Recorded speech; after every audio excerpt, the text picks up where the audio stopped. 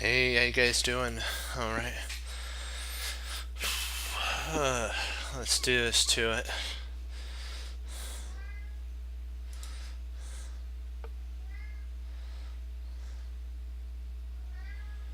Hmm.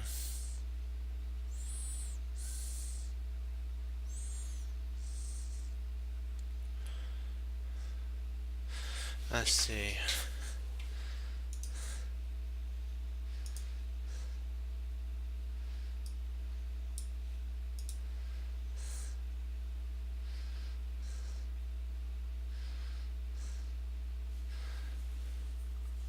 See, queen takes f6, king takes f6, bishop e5. I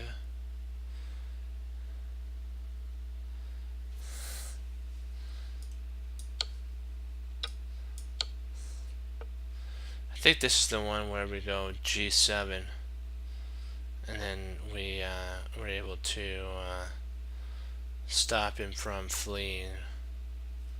If I'm not mistaken. Yeah.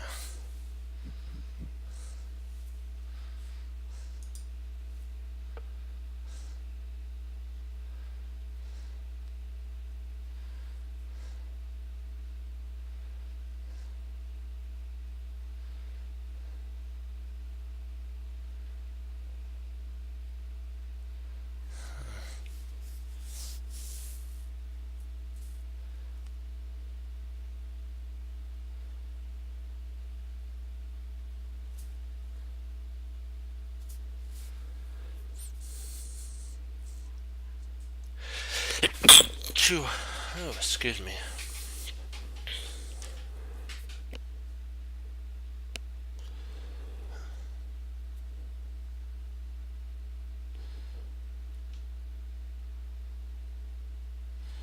Okay, I believe we play rook e2, and when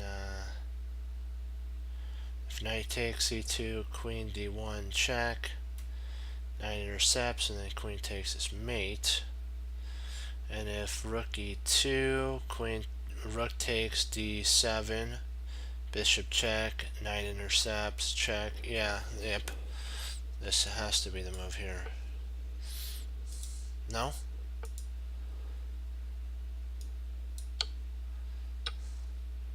Oh.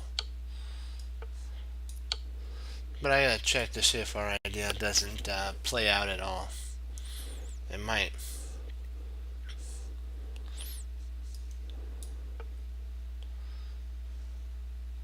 Oh, a4. Okay. But here,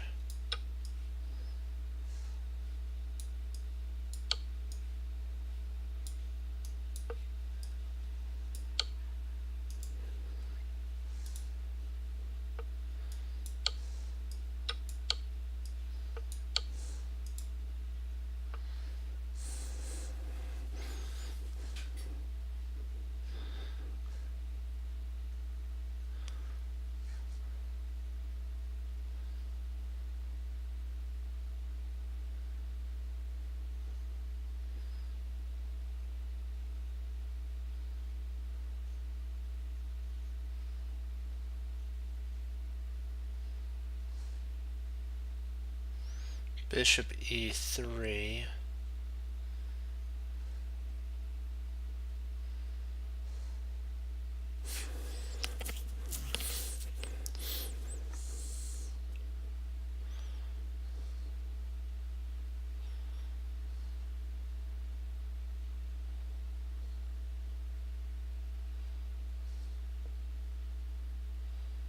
Bishop e3. If queen e2, queen takes e2, king takes e2, and rook takes g3.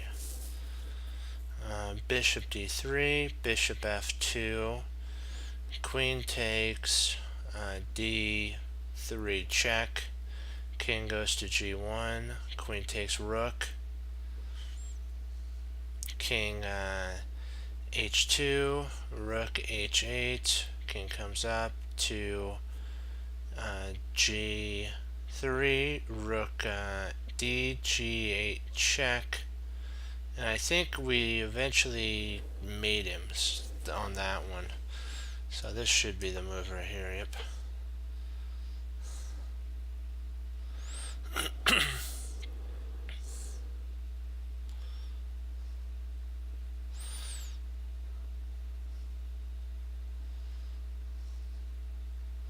So rook takes bishop.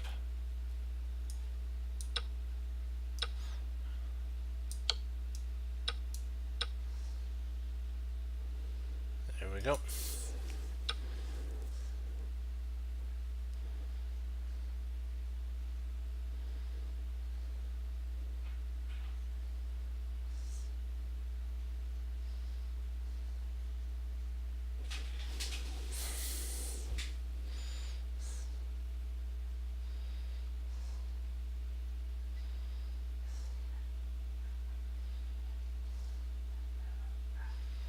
Rook takes b7, rook takes b7, rook takes c3, rook takes, well, rook takes c3, queen takes c3, rook b1,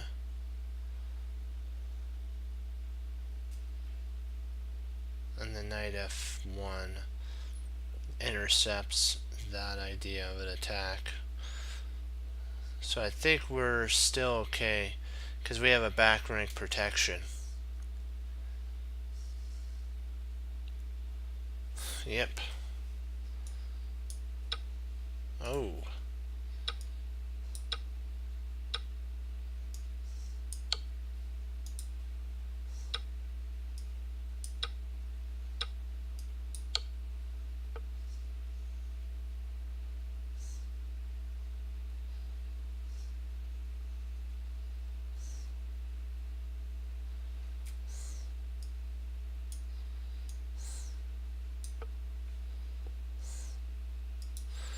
Huh.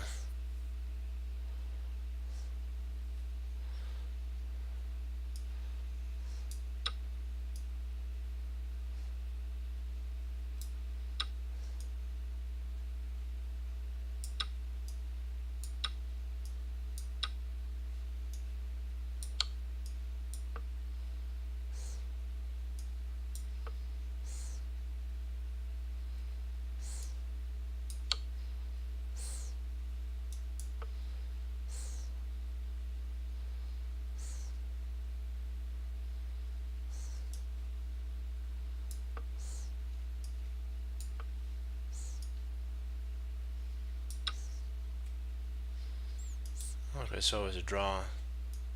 Let's give that another go here.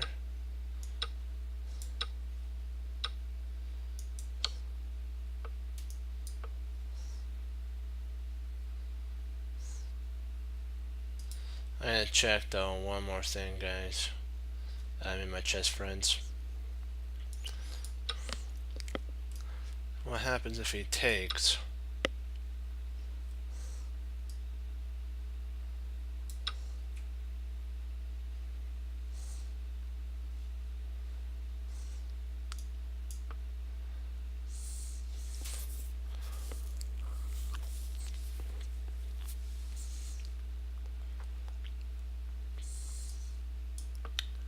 Okay, we guard there.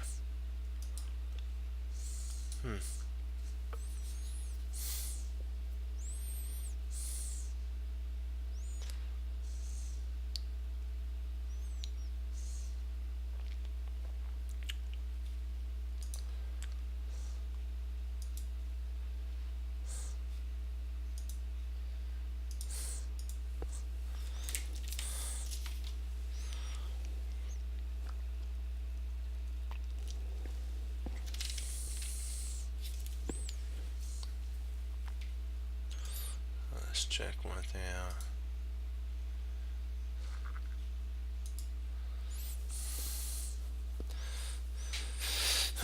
Okay, dokie.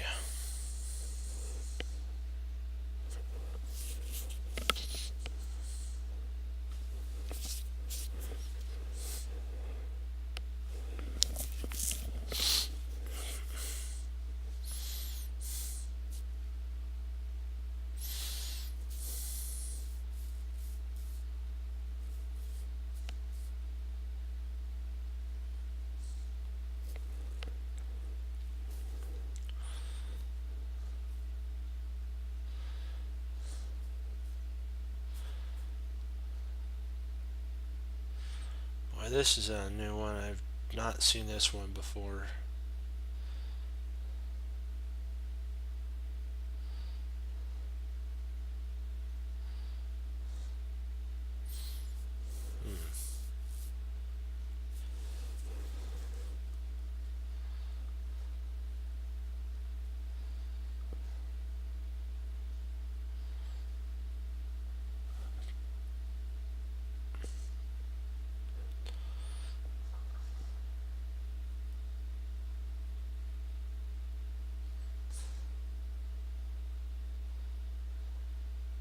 So check.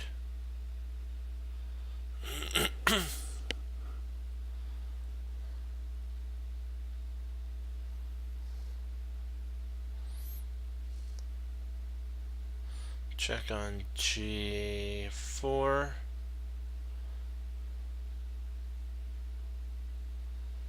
And then we can actually trade off rooks. And that really does help us. Yeah.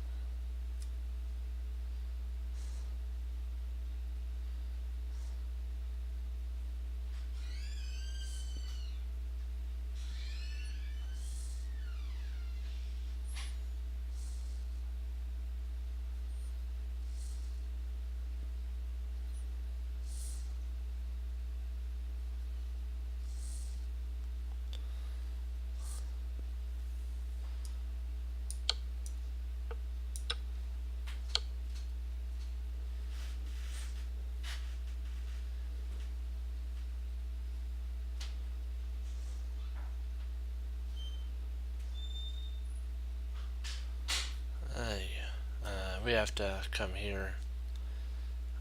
E8's the only way, because then otherwise if we come here it'd be mate on C. That's mate.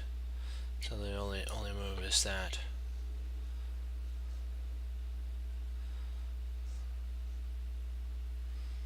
Yeah.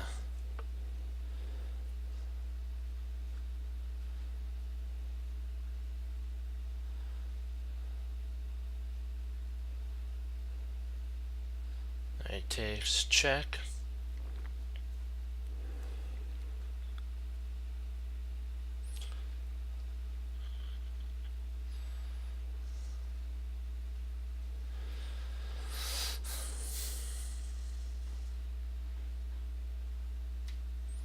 Knight takes D6 check. If he comes there, then we move there, and actually, let me see.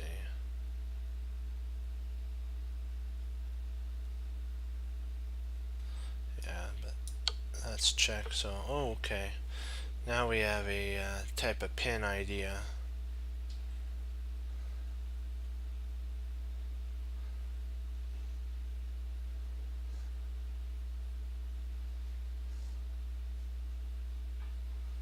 We can actually play bishop c5. When the king moves, we can actually take and discover an attack on the queen. And when the queen moves, we just move our bishop back.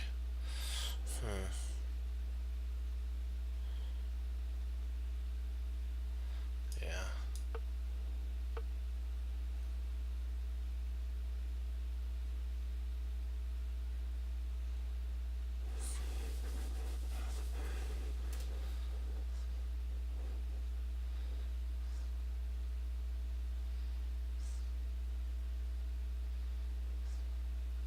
We can actually do that to attack the bishop. Then when the bishop moves, we can just move our knight.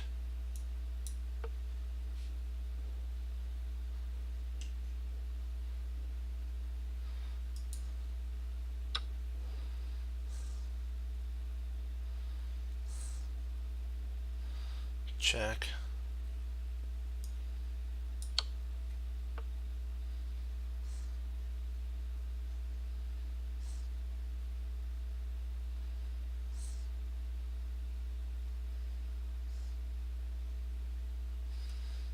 check. It comes there.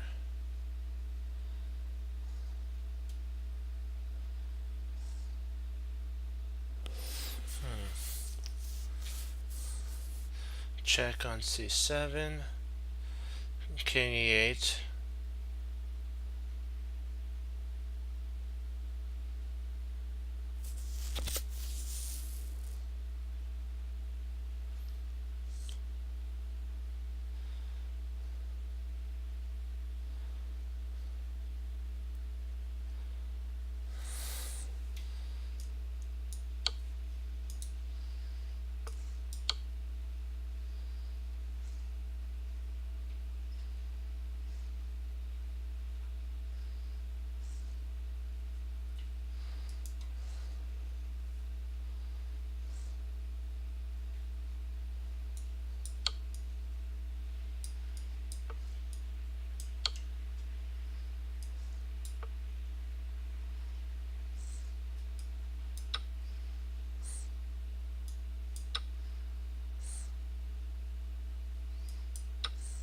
Oh, he goes right in front of the... Trying to miss that tactic.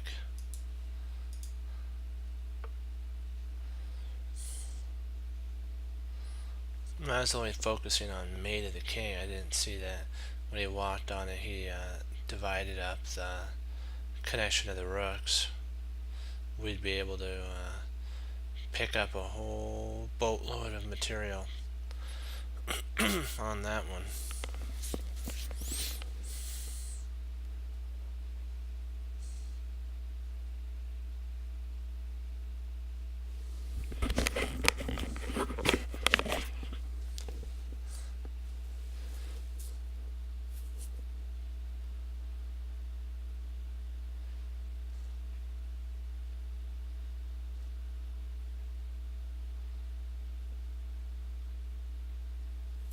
Hey.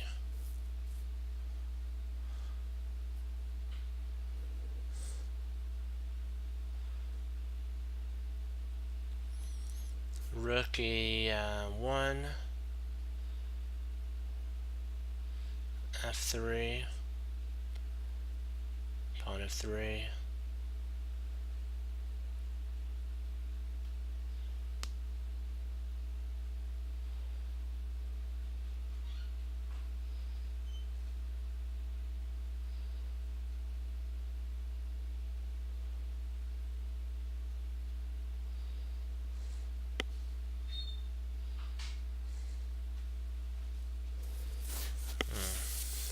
And this is the sitch here. So rook e1, and then f3, pawn f3. That's what we have to kind of take a look at.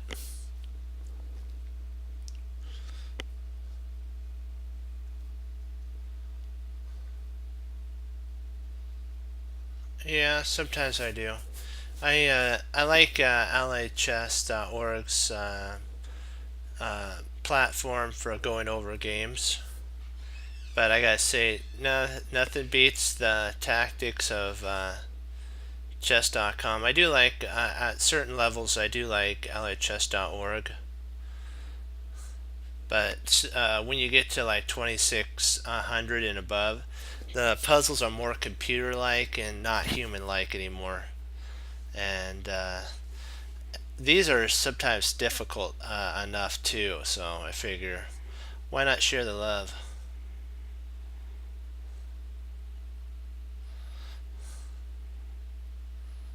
Let's see, okay. How do we handle that?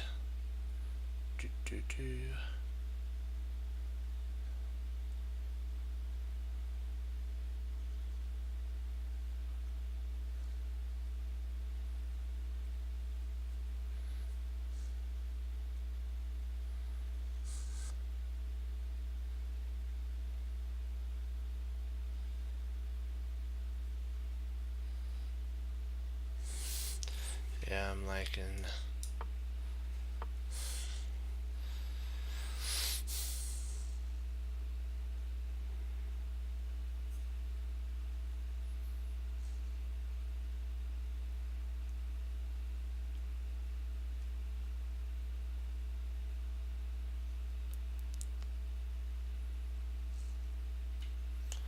could actually go queen f5 here. And when he takes, you could take, he'll come there.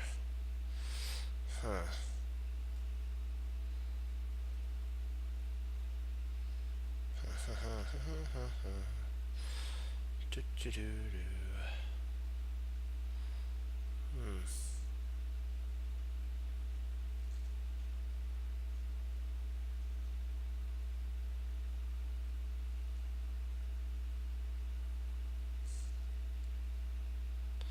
Boy, I'm now looking at queen f5.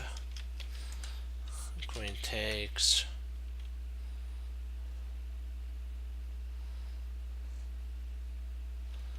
E1. Queen takes. H3 check. King.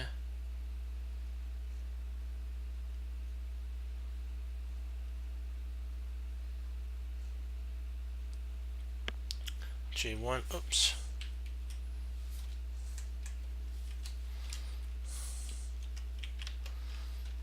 Queen.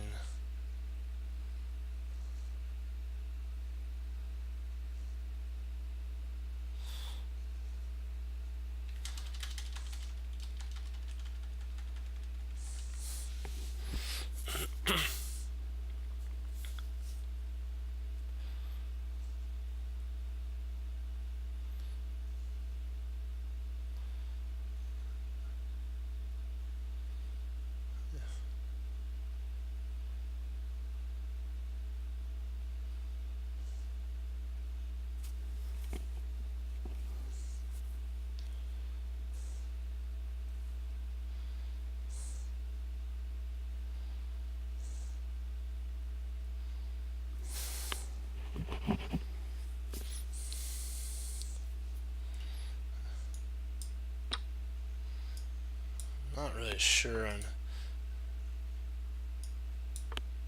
Oh. Oh wow, just moved there. I missed that. Drat.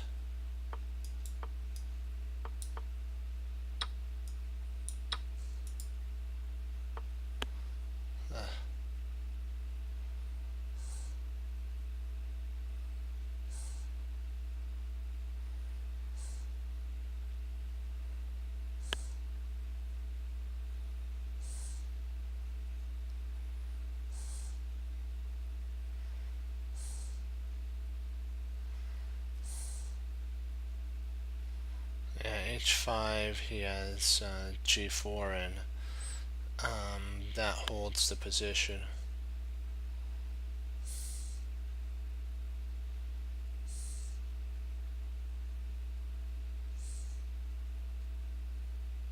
Yeah, that was true.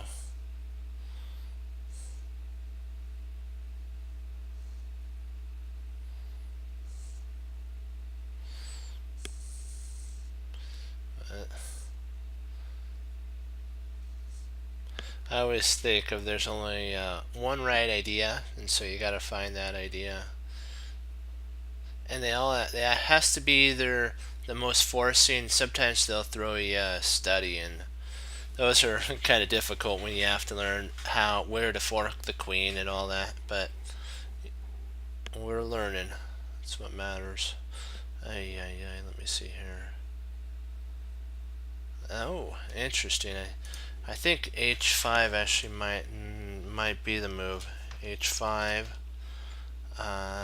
Then he has G4, Bishop, F4.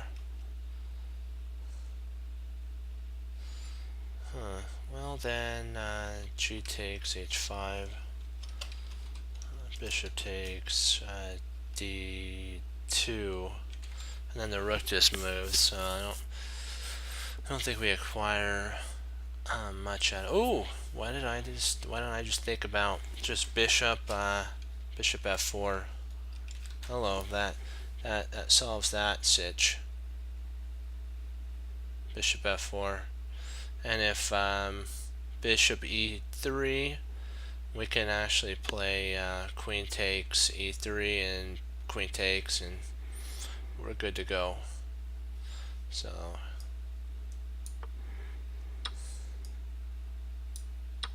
there we go. Sometimes you just take a couple seconds to reevaluate it, and you can find the proper move sequence.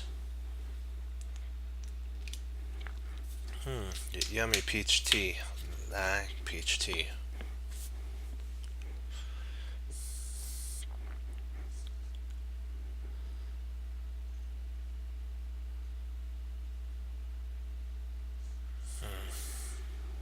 Can we actually grab the knight and still be okay? See, knight takes h2. Knight takes h2, queen h4. Check, king g1.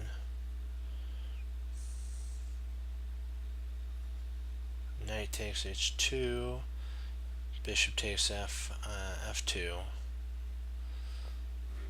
Rook takes f2, queen h4, king g1, queen takes g3, and we're two pieces to the good. I mean, a piece to the good in that line.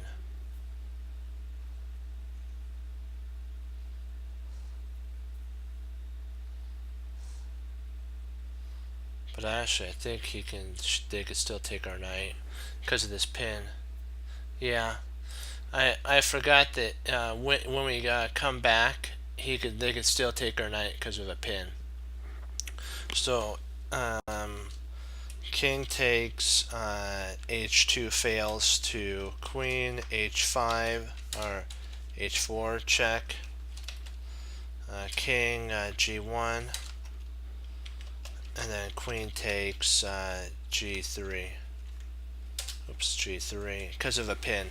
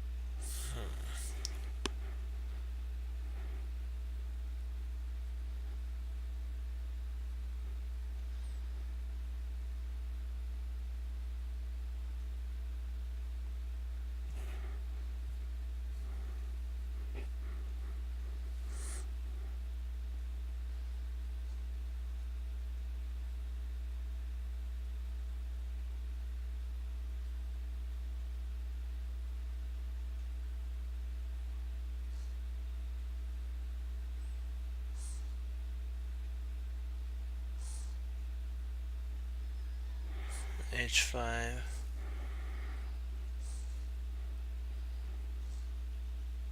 Yeah, that does threaten me, doesn't it? Yeah.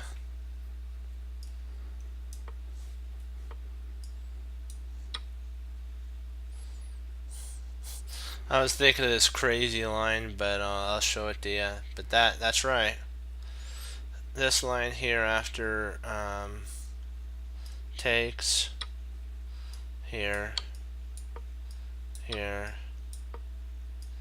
takes.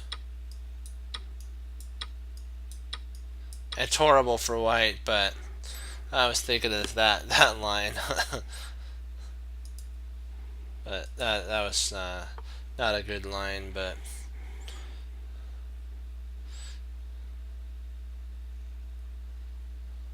well, let's see if we can't plug the hole on here.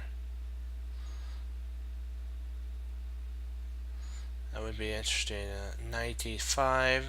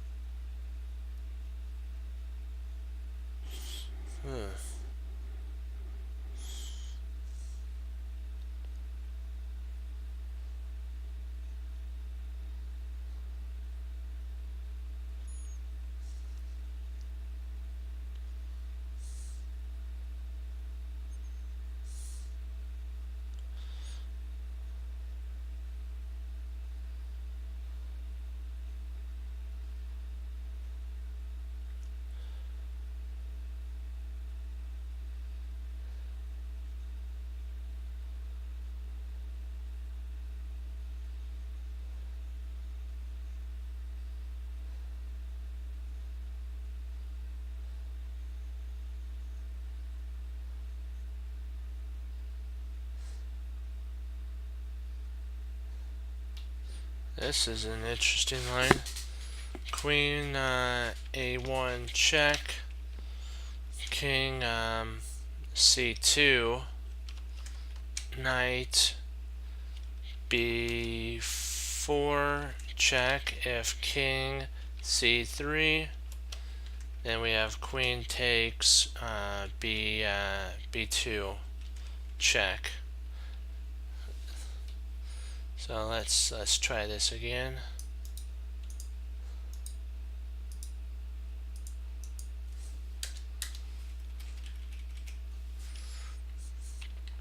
Now if king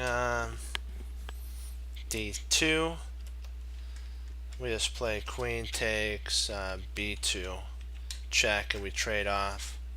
But I think we don't want to trade though. We'd probably want to take with our rook. Yikes, we're down a lot of material here.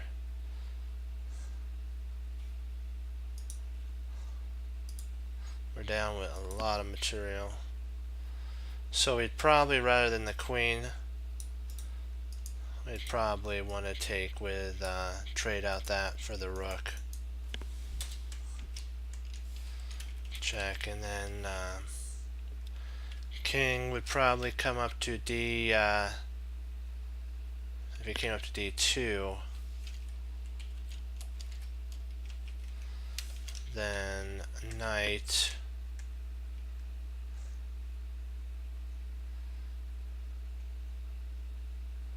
D2.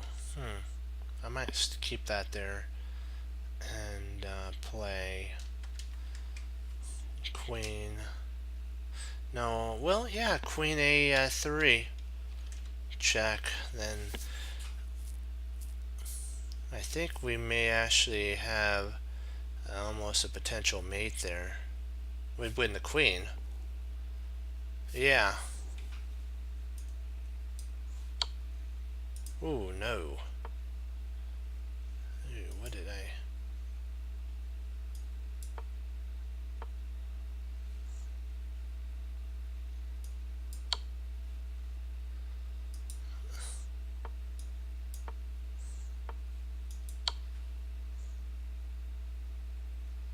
So you have to wedge it in.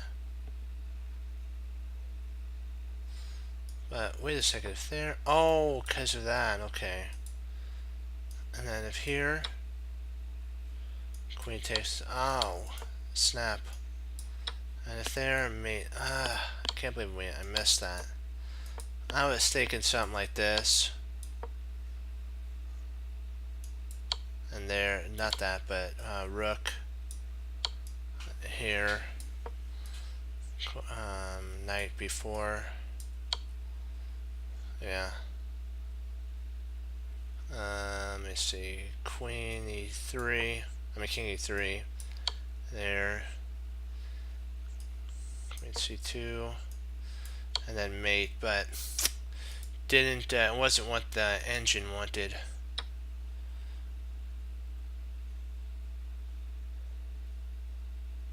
Or the position, I mean, called for, not the engine, the position.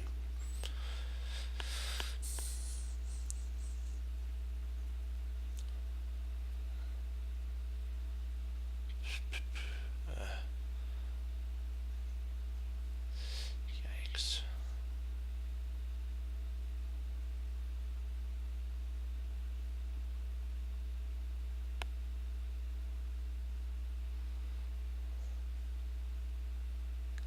So he basically took our rook.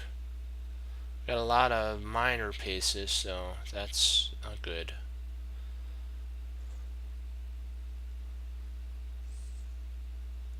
Queen H2, King F1.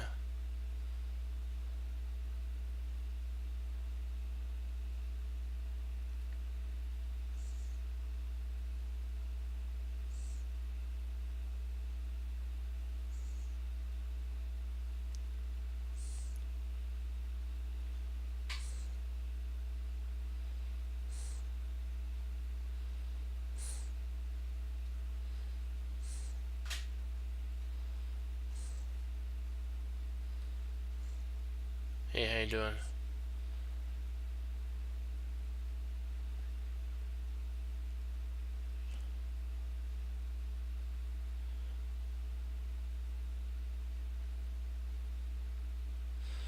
That is interesting. But the only problem with e3 is that he has knight takes e3. That's it. That's the only sitch. I'm kind of looking at queen takes h2 check there. It's not your idea is good. It's we always have to look for the continuation. It's the best move for our opponent, the engine that's playing the other side. We have to look for their best move.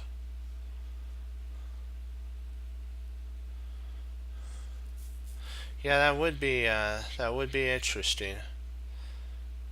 I'm gonna go with the check.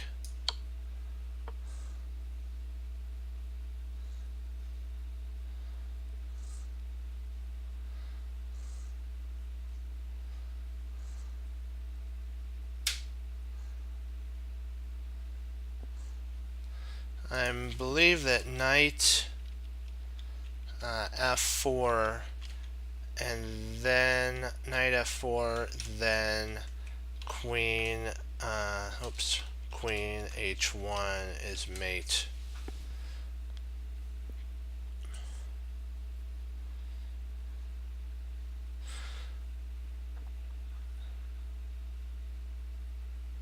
And I don't think there's any way but sacrificing the queen. So this right here.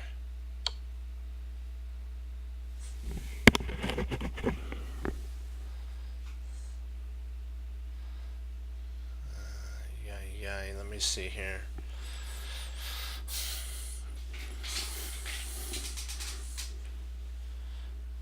King b8.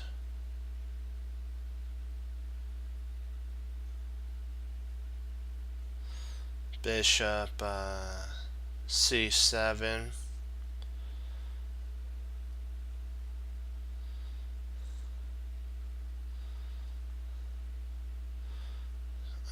Then king a8, and there's no more checks at that point.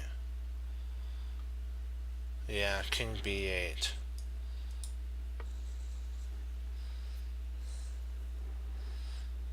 If we took, we'd be walking into a discovery, and if he goes c7, we just go king a8 and no more checks, and we're the one with the mating threat. There's nothing he can do. It's mate.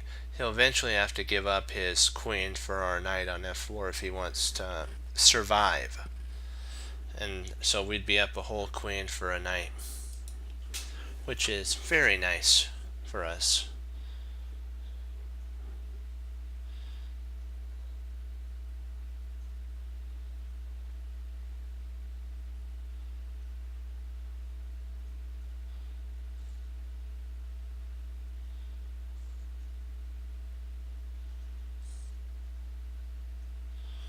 Let's see, rook g2. Rook takes e2, or rook takes c3, not e3. c3. B takes c3.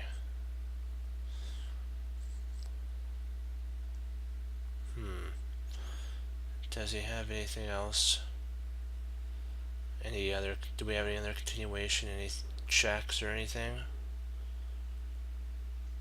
I don't see anything better than a skewer, so.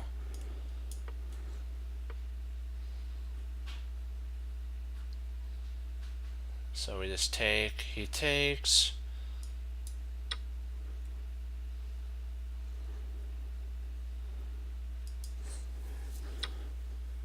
Sometimes they throw you 800 level ones, and you just got to get them right, move on, and then they'll throw you some higher level ones.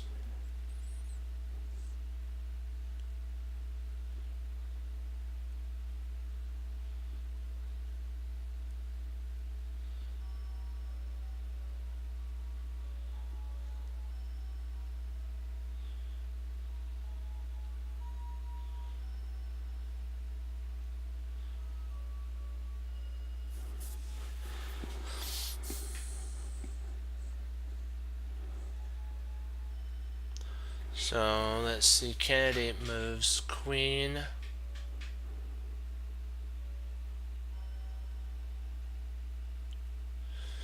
It's either, I'm thinking candidate moves are queen d6 check, or queen e6 check. Those are the two most forcing candidate moves.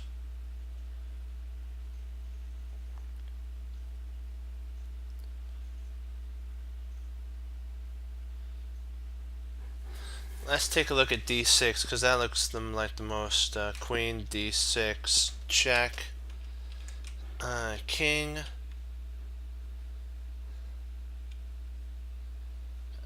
e8 excuse me, and let's see, what do we get after king e8? Trying to reevaluate the position. We have rook d6.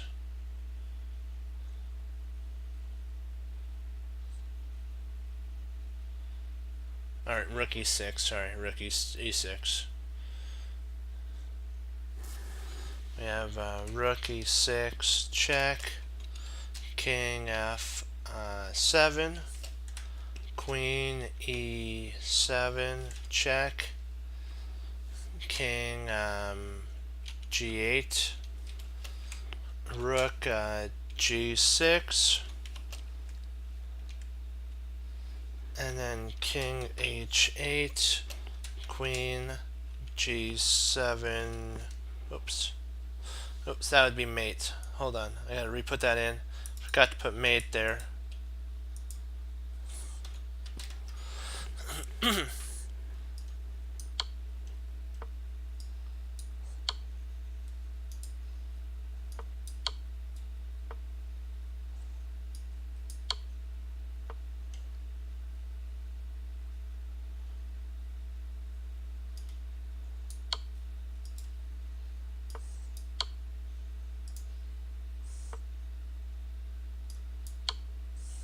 That's not it. What am I missing? Oh! Ooh, missed that. But I believe that there is another mate though too. Let me see if we got this right here. No, king d8. Okay, that's the tide turn right there.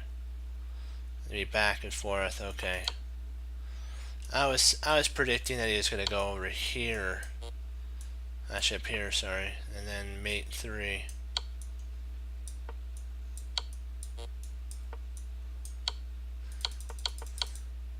I missed his other continuation of a draw right there.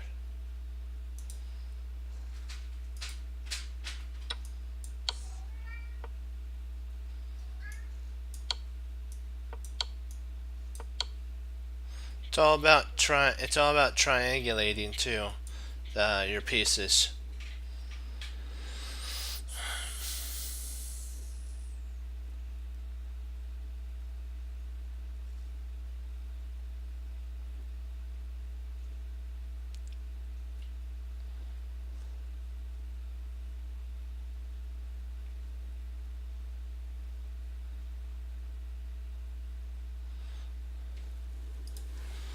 Knight f4, rook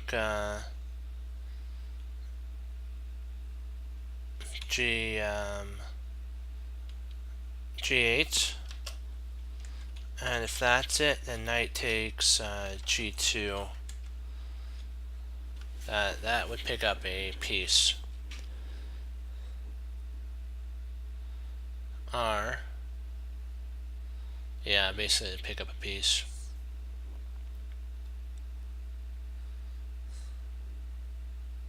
Just trying to see, is there anything else that's any better than knight f4? You have to have candidate moves, and you just work out, and then you can see if your idea is right or not based on that. And by the way, the reason that knight f4 is good, we have to hold on to our e6 pawn. If we can hold on to our e6 pawn, we threaten mate. So that's why we're holding on to it with our knight. And even if bishop takes h1, we can actually play queen g7 and then checkmate. So he basically either has to play queen g8 or rook g8 to stop our queen infiltration, and therefore we pick up a bishop in that line. I really don't see anything better than that. Oh, what? Don't tell me it's that. No, no, no, no. Oh, so there is mate there. Oh, ouch. What did I? Oh, I admit. Okay, so there is mate. I was so focused on holding on to the pawn here that even if he played there, we'd grab the bishop. But there's actually mate, because here when he takes, knight comes in, so that's covered, that's covered, that's covered, that's covered. I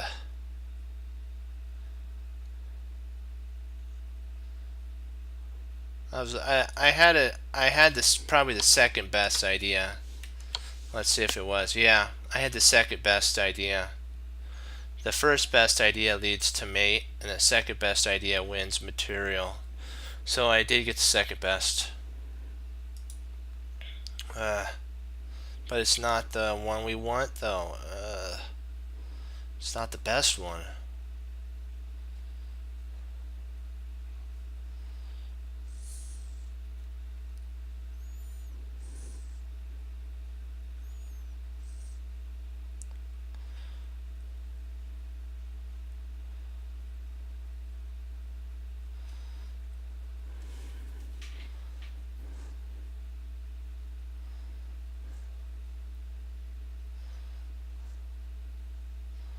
Let's see here.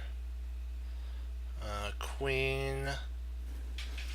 We don't want to move our queen because it blocks e6.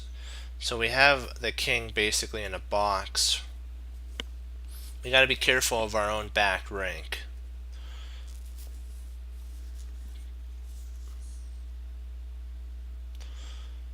I'm thinking about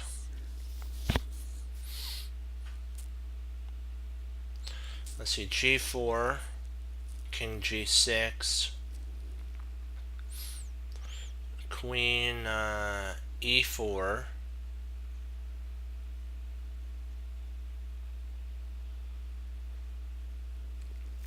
check, king h6, bishop e3, and then g5, and he blocks. So that doesn't turn out the way we would prefer. But we could potentially, oh, we can push. Okay, interesting. I think I see it now. Okay, let's give this a whirl here. That's a check. King g6, queen queen e4, king h6, g5, check.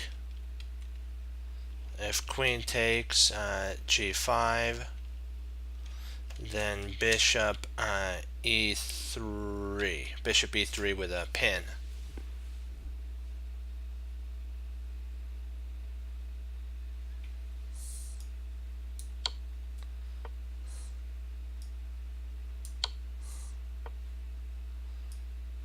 Oh, we can't do that. That would be bad. G5 is bad because he can take with check.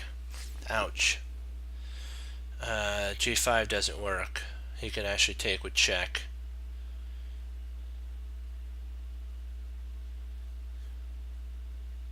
Good thing we slowed down for a second and took a look at that move. Yeah, that would have been a sad state right there. Well, that would have been horrible. That would have been sad. Very sad. B3, G5.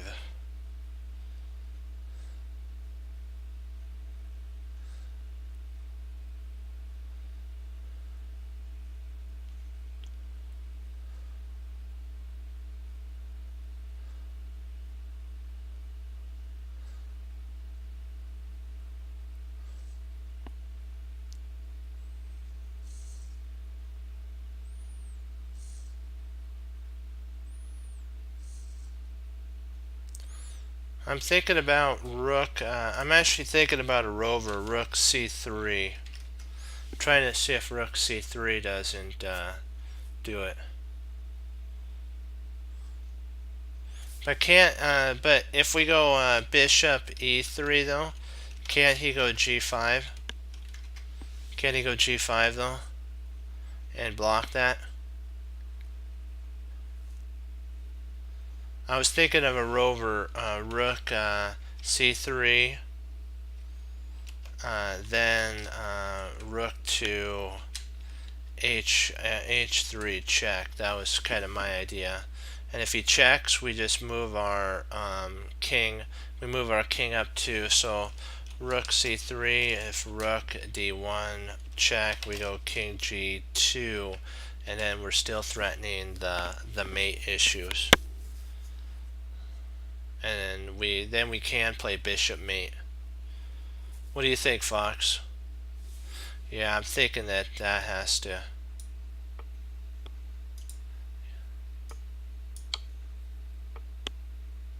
How did I? What in the world? That is just weird. Maybe is that? Oh.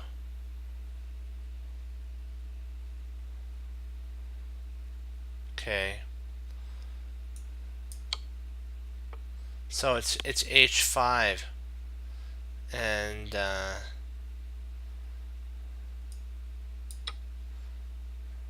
that is just ay ay ay.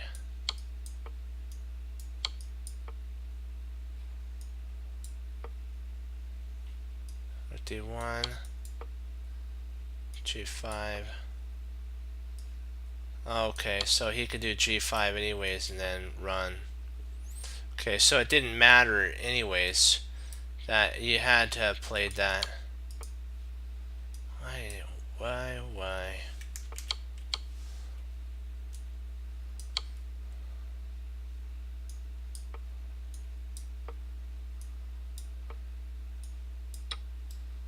And then this is coming there. Yeah, you were right on that. You pick up a rook in that line. Ay. Queen takes. Queen f6. And then you could just take and just be a whole piece up, and you can pawn storm him, just develop and crunch, or potentially even play. You can even play rook up to take scope there, and just go after the pawn. Yeah.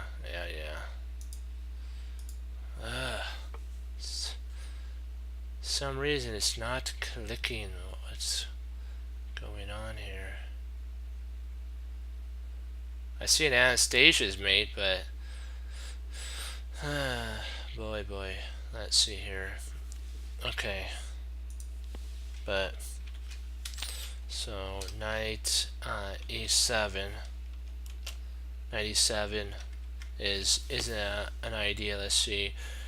Does he have really anything after that? He could play bishop h.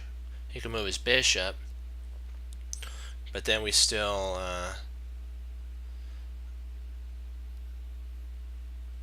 let's see. He moves his bishop.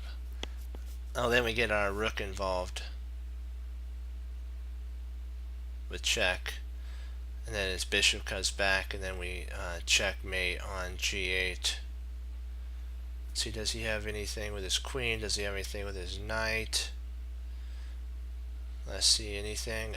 Let's see, we have, let's say we play knight e7. Does he have any saving moves?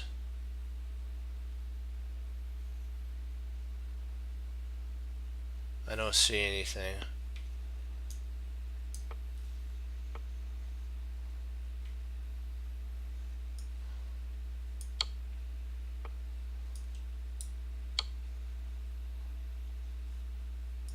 Okay.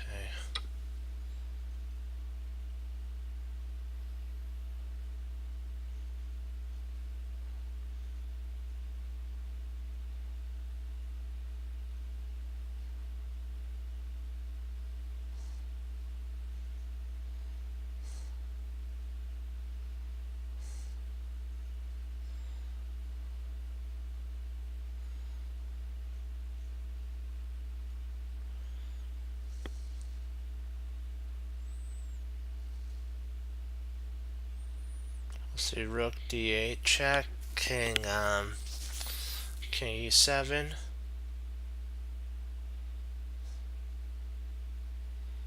Rook d7 check.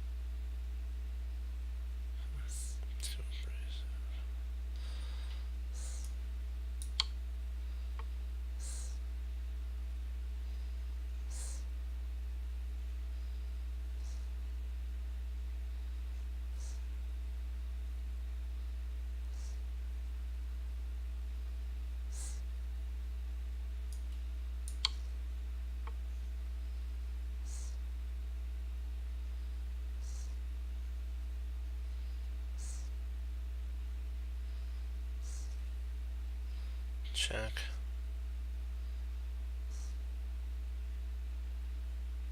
It comes up. Check.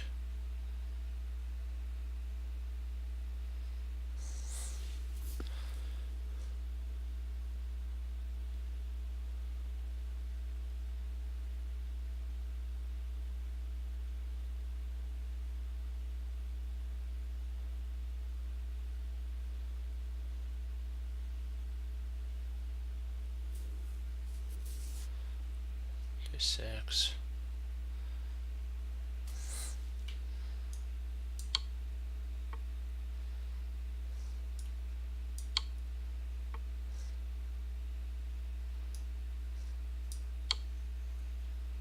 That's a draw.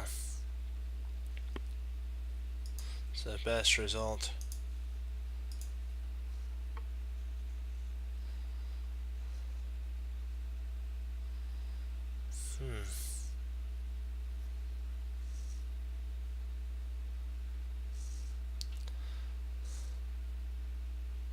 Queen takes. King up. There, check.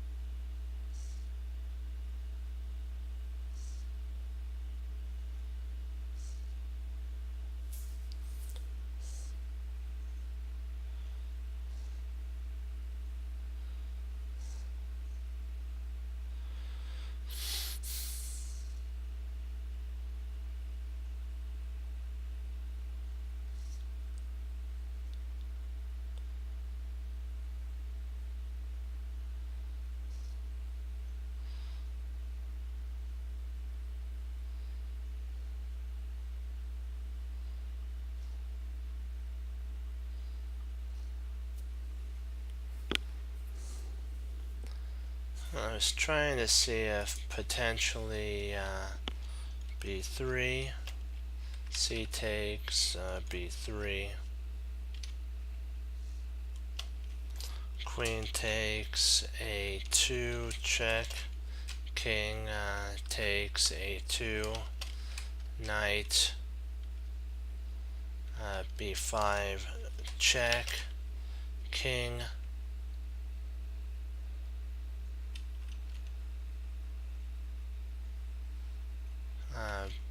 b1, and then knight a3 is, I believe, mate.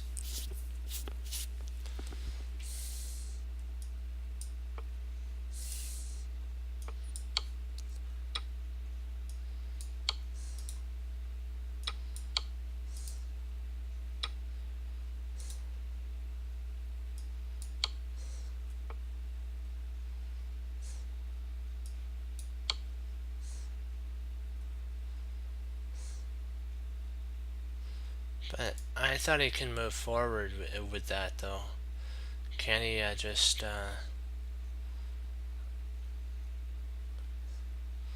Okay, if we come here, here, here...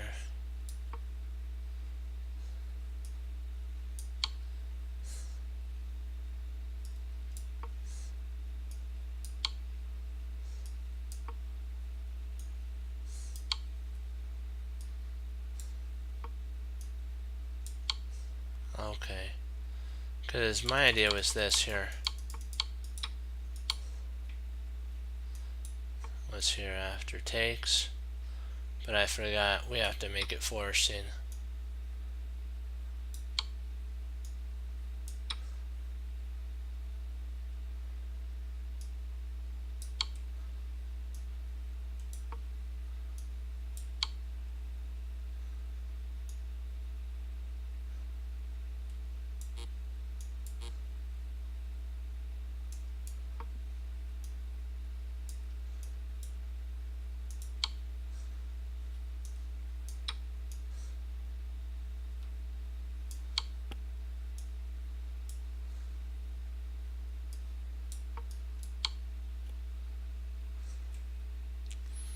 That was the idea, but...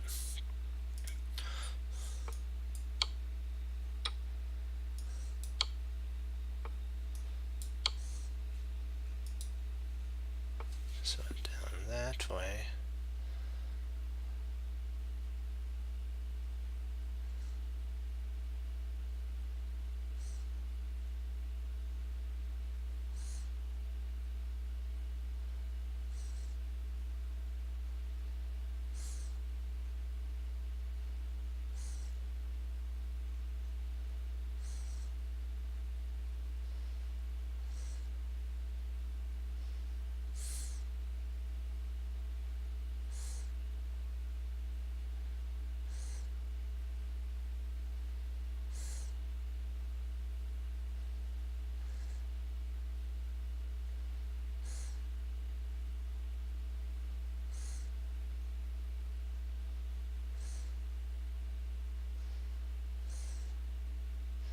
F7, king f8, h7. There's no way to avoid the loss of... he'll have to give something up in that line.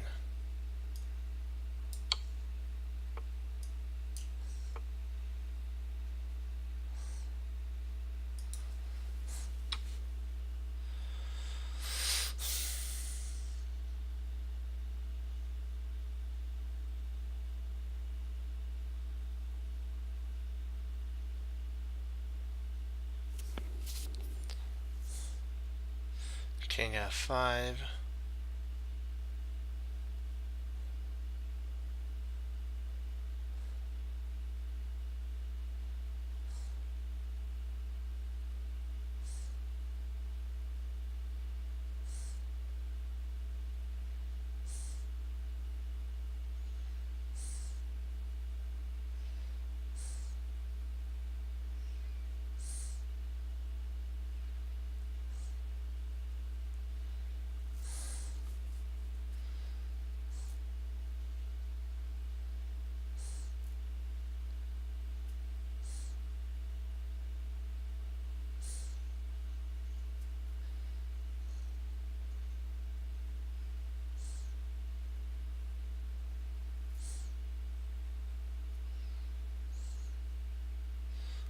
F5, King H2, RH4.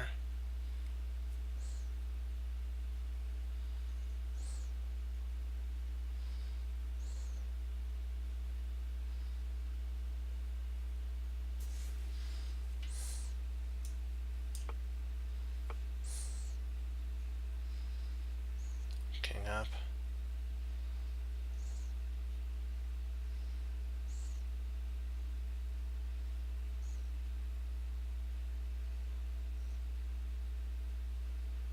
Yes.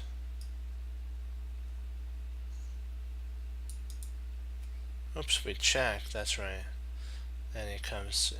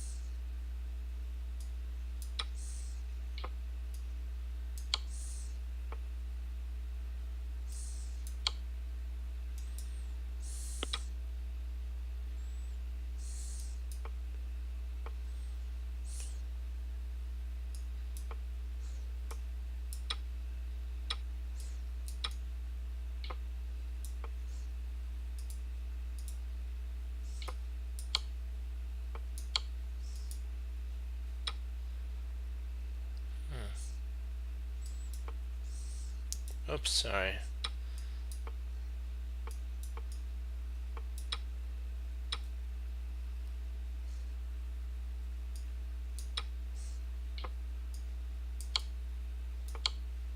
Let's do it so we get it 100% now. So it goes in our brain 100%.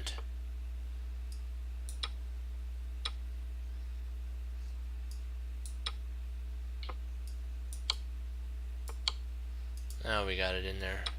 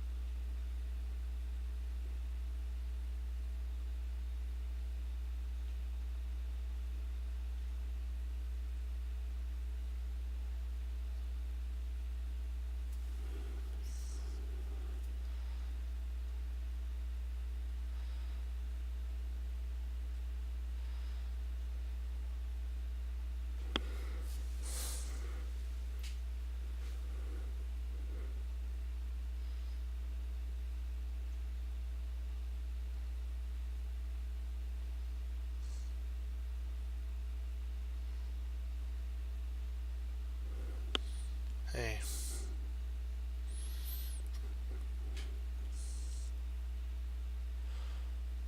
Trying to figure out which knight to move here because we have it set up properly, but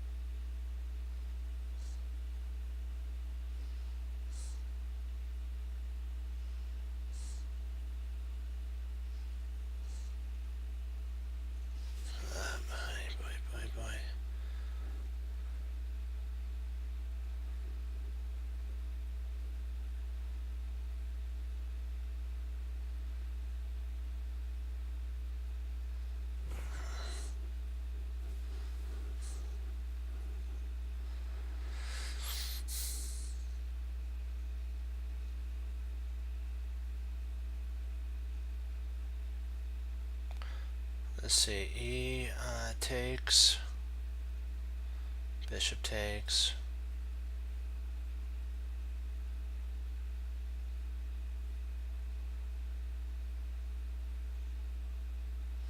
E takes f6, bishop takes f6, pawn takes f6.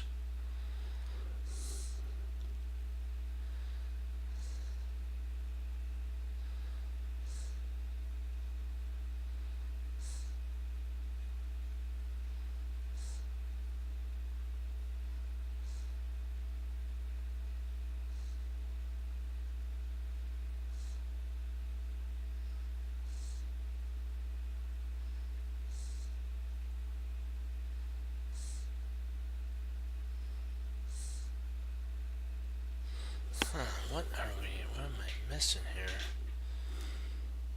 This is...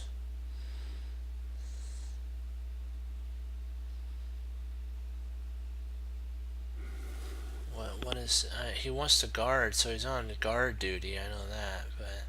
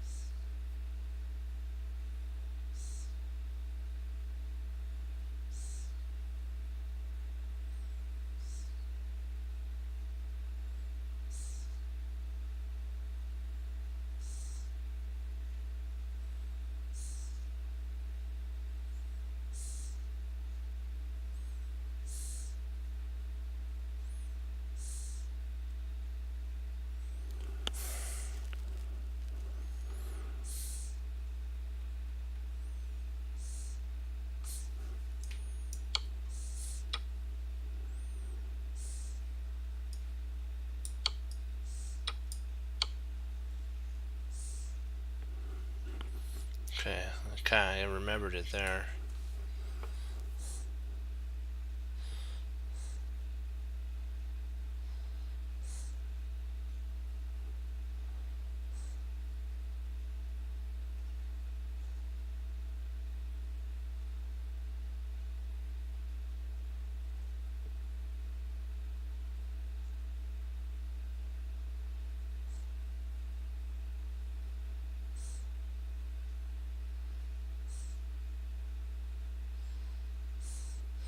Rook G1 check. King H7 check. Knight F6.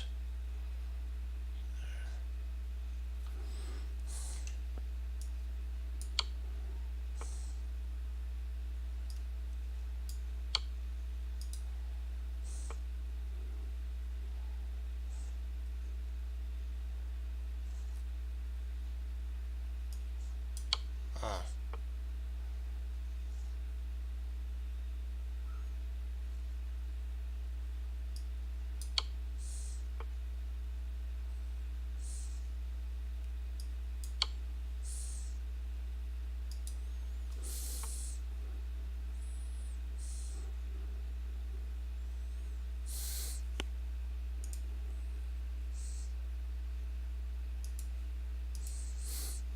And Fox, if you have any games, we can go over them too.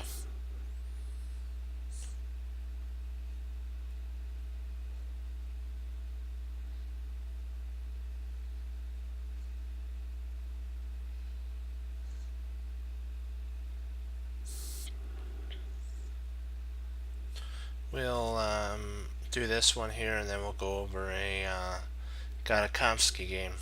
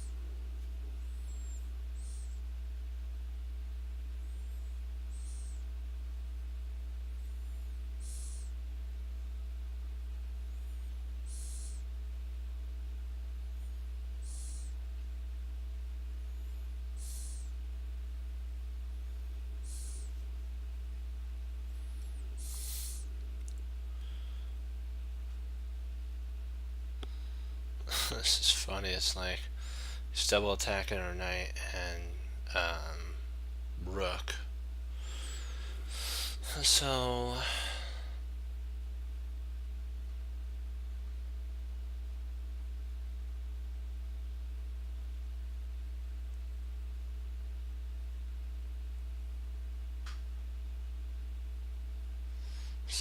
rook c5.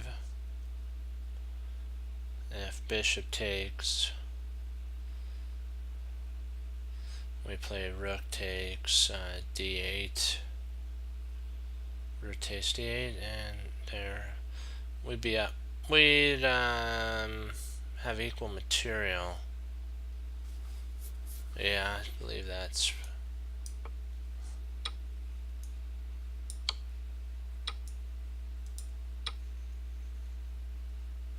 There we go. Sometimes it's about equalizing. You just gotta be okay with that.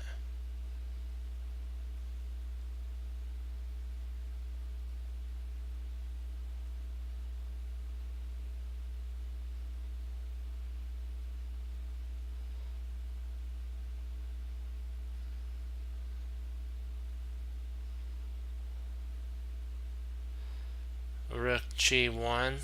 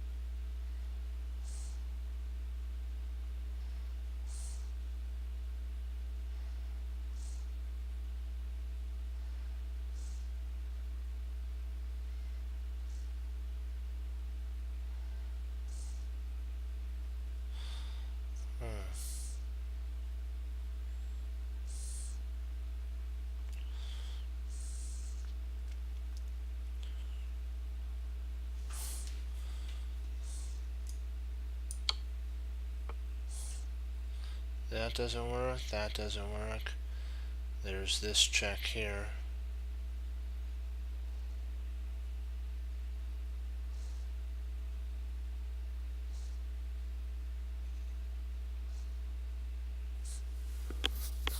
Queen g5.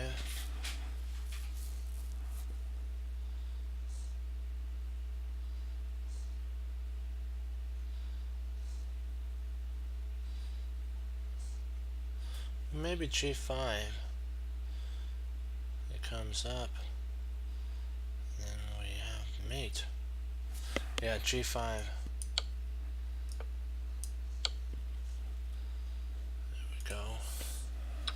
sorry, we got after this one we gotta do a Gadakamsky. We're on a roll.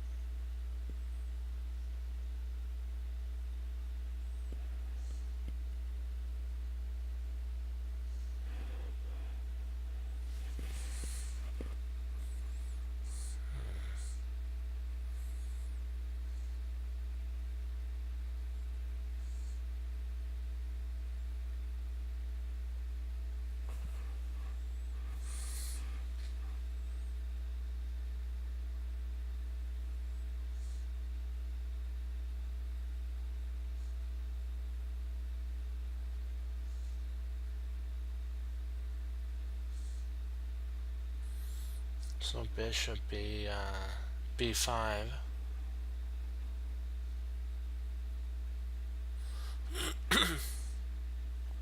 Hmm.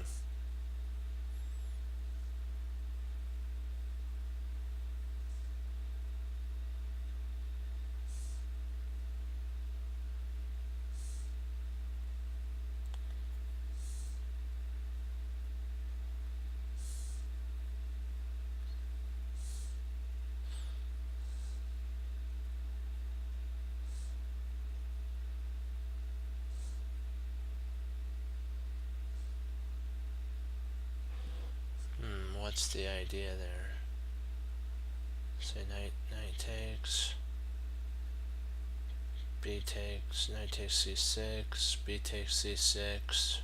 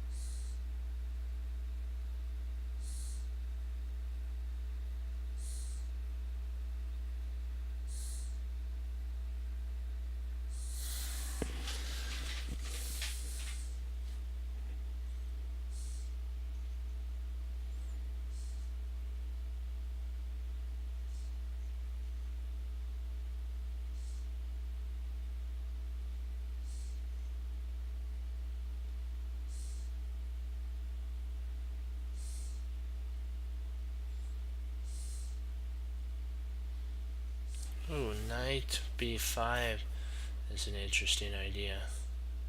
That's a double attack on that pawn, and we do win a piece. Okay. Gadakamsky game, here we come. d4, d5, knight f6.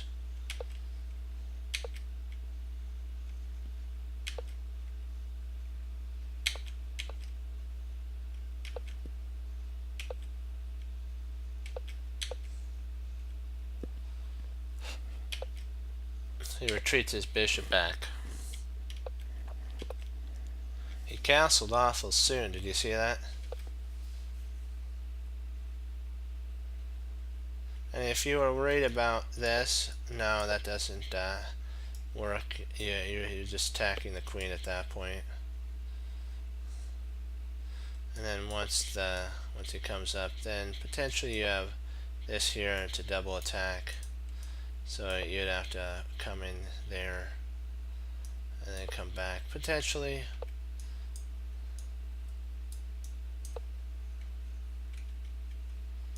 Let's see.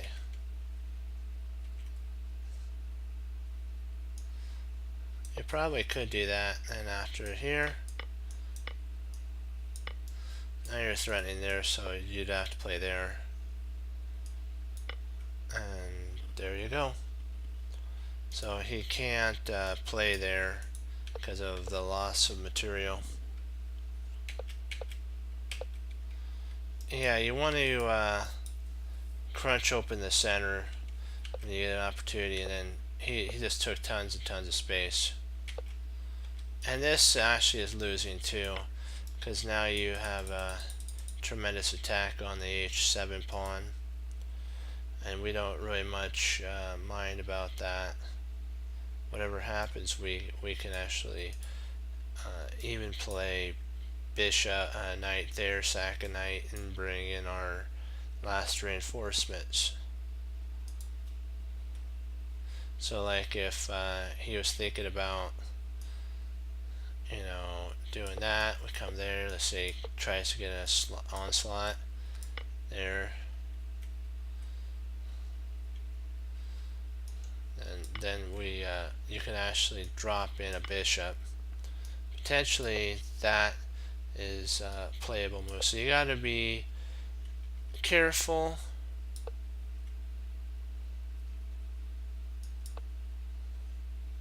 You don't want to be foolish, so we probably don't want to give up our knight. We'd probably want to maybe drop it back, then prepare.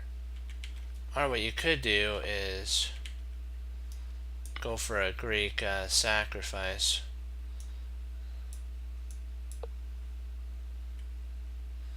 And then come back, and now you're threatening. So you'd be coming up here, then you come in, and now you win a piece, so you can't do that. And maybe something like there to try to hold, but then wham, you just come smashing through. So there's an up, and then in you go, and it's just too much attack.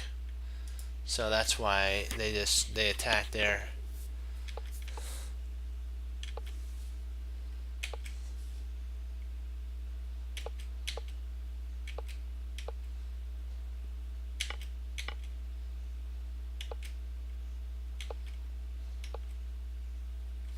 Yeah, this is even if he plays here, you're still looking at a bad problem because of infiltration points. Yeah.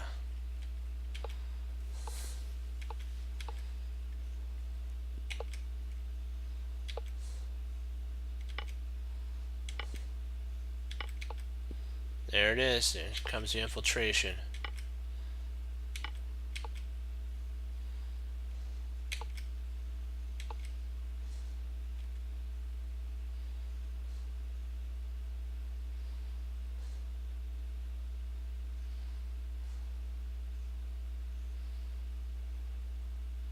I'm thinking that potentially this actually might not be winning as well, because now he is threatening.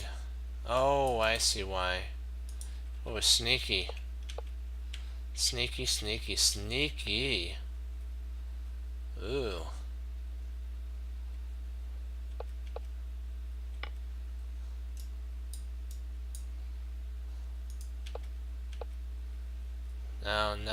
Now the attacks. Now there's no way to stop the mate because he doesn't have a pin anymore. This pin's all gone. He'd basically have to play there and then still.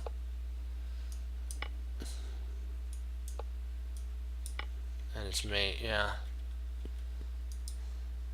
I'll be right back. We'll watch a game. I'll be right back.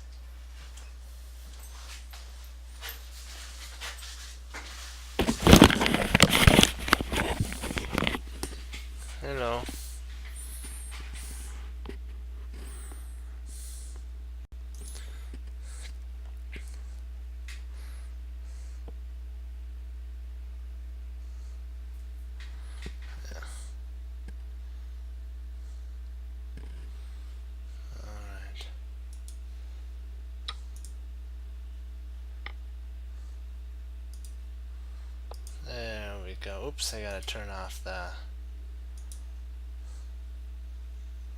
there we go. Let's take a look.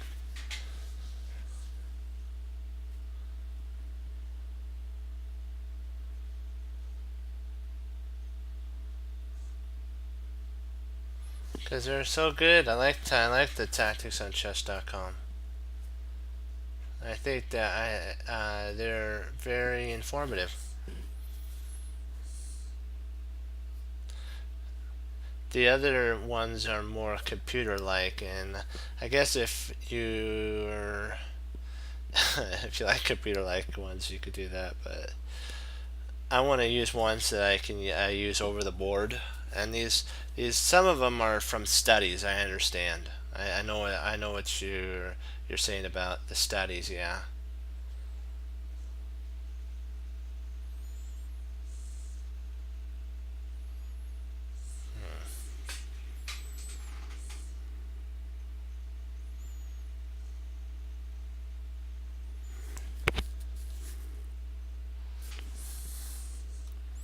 Okay, G.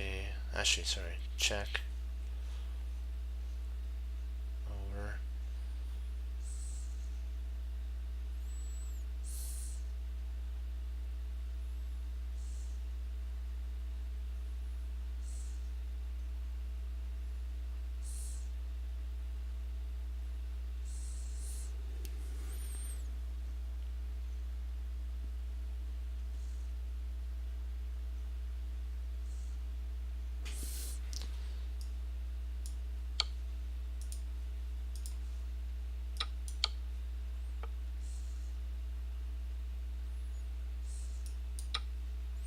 But I don't.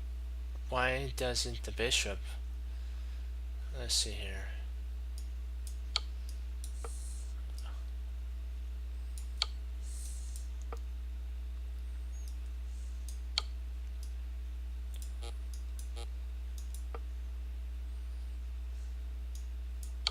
Okay. I saw. Oops. I saw this here, and then King H.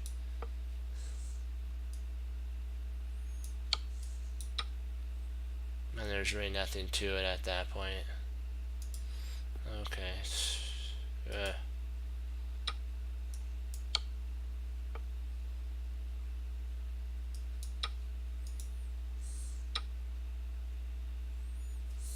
slow down and let's get some points back.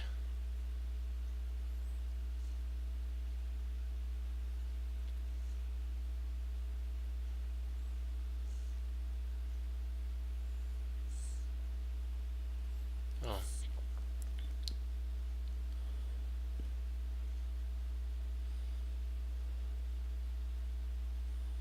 Well, that's okay.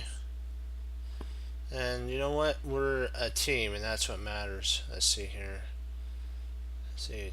We play queen takes queen, rook takes queen, and knight takes. Okay, we'll do this one here.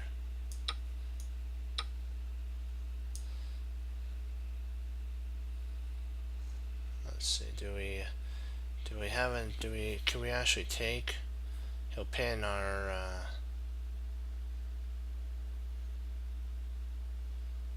knight though.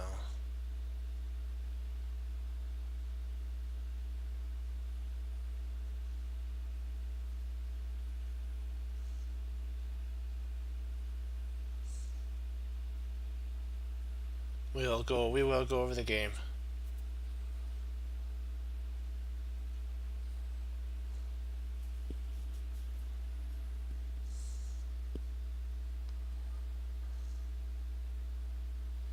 Oh, nice. Yeah, I'm thinking this. Let's grab it.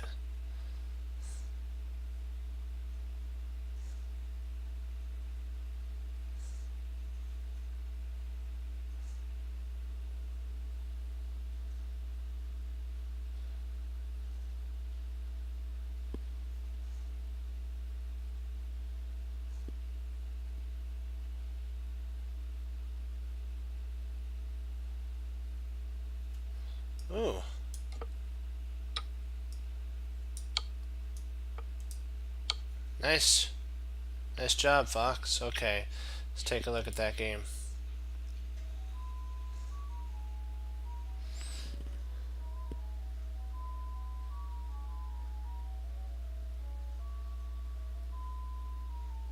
Whoa, a 2064. Nice. Yeah.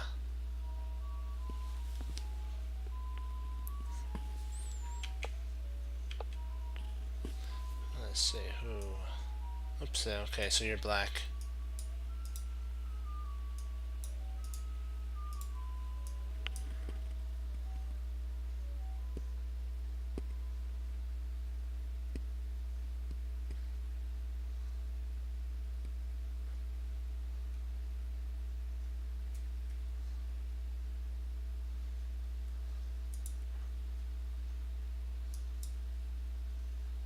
Oh, hey guys. A raid.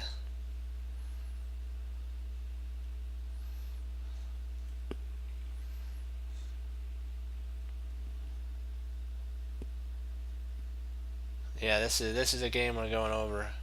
Black side. Oops. 1 second. Oops, I had to move my mouse out of the way so it doesn't get in the view. G6. And hey, how you guys? How y'all doing there?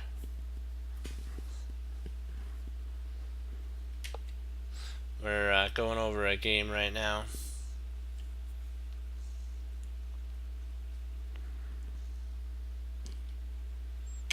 Castles.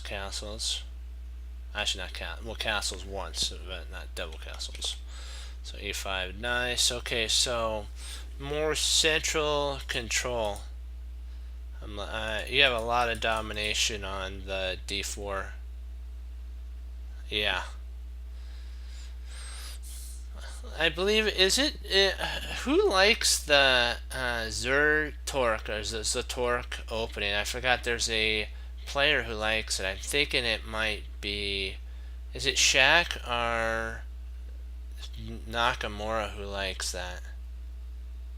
Yeah, I don't think I'm pronouncing it right. I think it's a Russian player. So, pardon me if if I'm pronouncing it wrong, but I'm just saying that I know one of the supers likes this type of an opening, so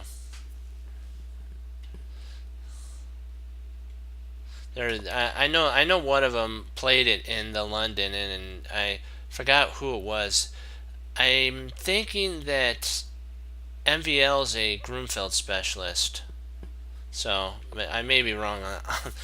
I'm just trying to remember. So all the grandmasters have a specialist. The supers do that. They're in like Naka likes more of an attacker. So he's a Sicilian for black, and then he plays. Sometimes he plays the Berlin. He likes that, and then he also plays the English when he feels as white. When he feels like he wants to go for a win, he'll play the English. Castles. Nice. So far, so good. You got a pretty big bind on b4 and d4. You can't put a knight there yet because it can be kicked out. And he really doesn't have any points of entry that he can get into. So at this moment, I'd probably say black, without even looking at the engine, is better here because of how many posts and points you can get to. Yeah, he can't come here because of that, but that does allow a knight infiltration. But even then, you have that there, and yeah, you're pretty much solid, Fox. Okay, let's see what we got here. So b2, bishop b2, knight f5. Yeah, you're getting some good spots now. You're starting to take over more of the central squares. I notice you're controlling. Yeah, we got to get control of this somehow. But yeah, Yeah, e4.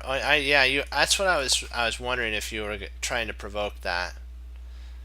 But the player is 2100, so I mean close to 2100, so he's not going to fall for that. You'd probably position a knight in at this point if he did that. The knight takes. Would you play a knight in there, Fox? Probably. Would you play a knight into there if he did do that? And then you do have pretty solid. He does have an outpost though, so of his own.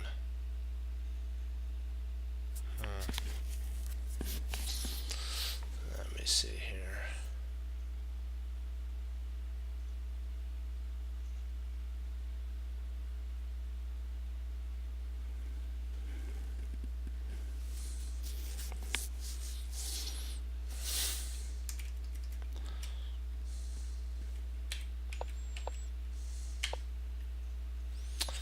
Yeah, he's got now a lot of light squared weaknesses. So, whew. There's a plan that you could produce. Let's see if he plays here. There is an idea I've seen from Jeremy Silman. If you wanted to provoke a weakness, there is a way of doing that via F5. Actually, that's not. Sorry, wrong move sequence. Here, and then let's say he tries to lock down. You could play Queen C8, and he might try something like that, so that when you do that, he'll retreat back. I've seen players do that. But let's just say that he misses the opportunity and plays there. You now have the ability of taking control of all the light squares around the king. So this is kind of, always remember of an idea that's never wrong to trade off, even if it looks kind of awkward. We will somehow have to get this bishop though, either trade it off for a knight or something, because this is a very unattractive bishop.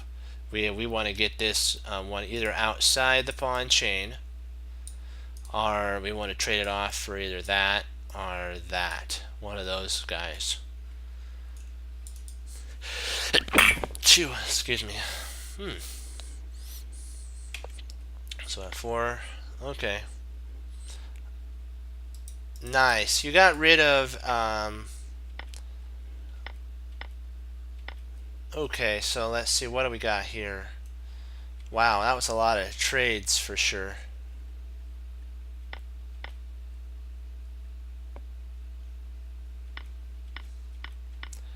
So you traded a rook for you traded your rook for a bishop and a knight.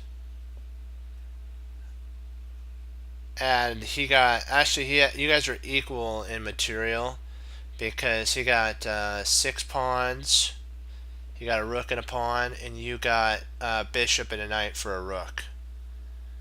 Yeah, but he's still in theory pawn count, he's the same as you.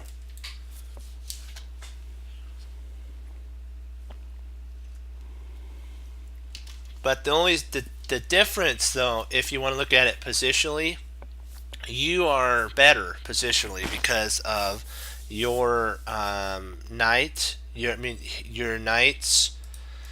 Oops, sorry about that. Your knights are better locked in locked positions, and this is more of a locked game. So your piece that you traded.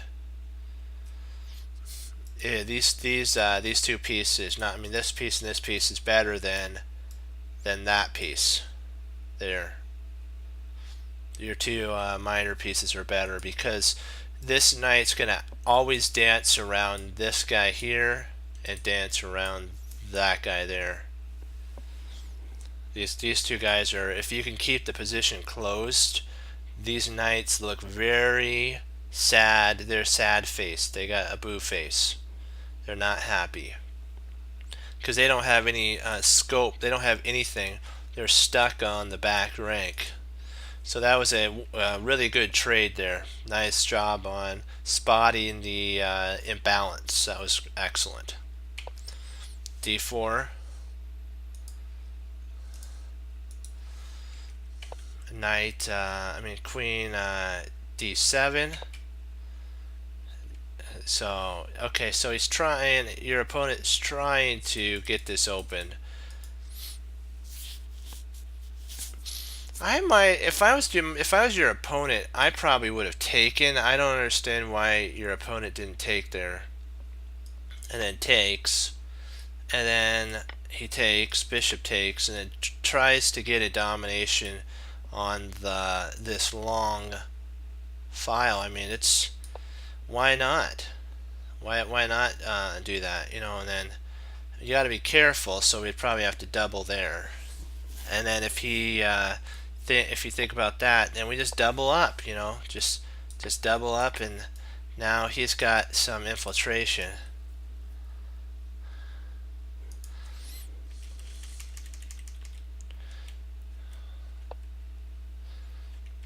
Oh, I see what you're saying. You have this check here. Okay, gotcha. And then you can always take back. Okay.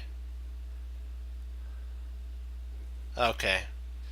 I see what you're saying. I gotcha. Gotcha. Yeah, the initiative is everything. Yeah, he'd try to get his knight involved there, and at this point you probably have to retreat your queen out. Let's see, probably something like down here, because if you don't want to trade your queen off, you probably wouldn't want to. Yeah, it's kind of this knight now is a thorn in our side now. Yeah, you're still okay. Yikes. Yeah, this would be a hard one to win.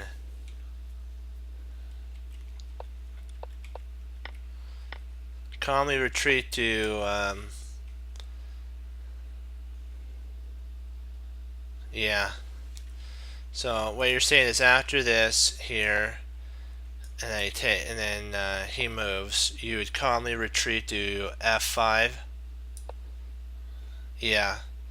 Well, if he did that, couldn't he just take the pawn though? Because that's kind of the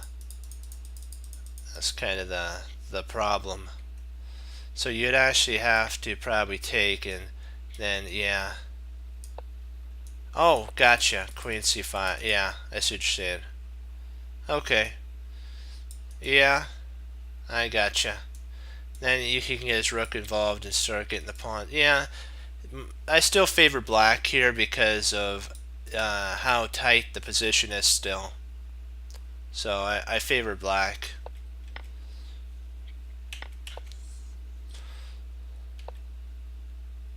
Now you got oh, you're gonna do e5. Okay. Ooh, nice, coming in.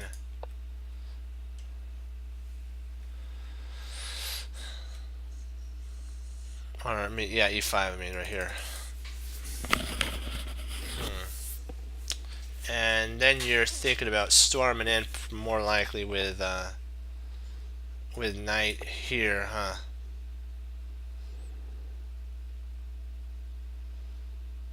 Aren't you? You're probably thinking about something like that, and then after queen d2,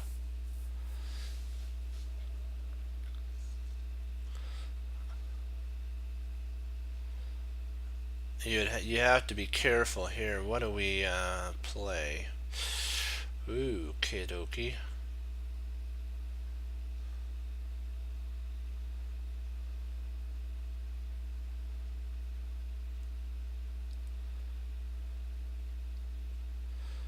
Probably something like that. Yeah.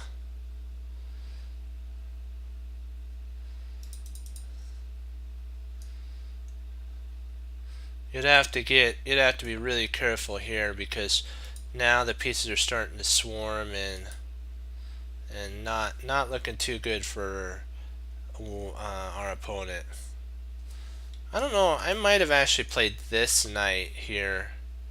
I'm just trying to think if there's a reason that one of them is good, one of them isn't. Huh.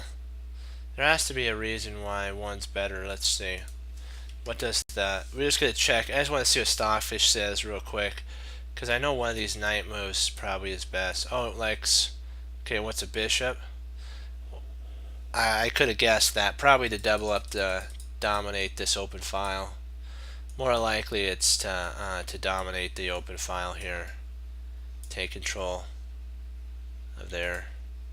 But I don't know. I'm gonna turn off the engine. I don't like that. I don't like that position. Okay. Nice.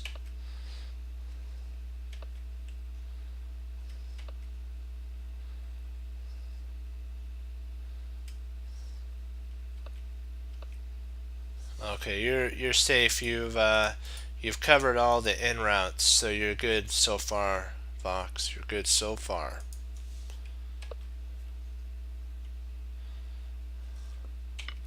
So takes.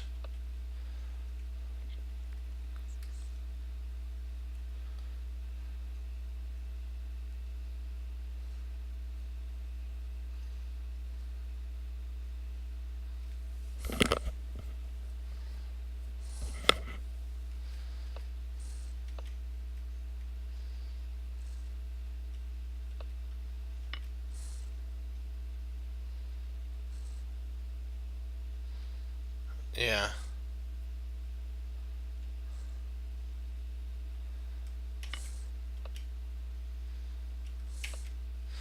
Yeah, A5's for a lot of players that are just beginning. A5 wouldn't make much sense, but it's actually a really strong move. Yeah, that is true. But A5, pawn A5 is a really good move because it clamps like what we're talking about. If we're talking about clamping down, this A pawn clamps all of White's counterplay because they're going to have to start doing A3 before they can do any break. So you're doing actually a wonderful job on keeping your opponent under wrap at this moment. A5 is a really good move in my opinion. Yeah, see, they have to waste a turn just to do it. B5. Yeah, nice. This is in my opinion probably one of the winning moves, because I can't believe your opponent allowed that to come to pass though. I'm pretty shocked that they didn't just take. I know that you would take with your bishop, but they could just pry the position open now.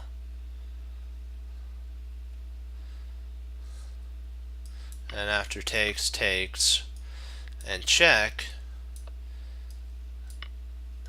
you're still, they have one pawn. You still have the minor piece advantage, so you're probably favored in the endgame. But to allow this clamp,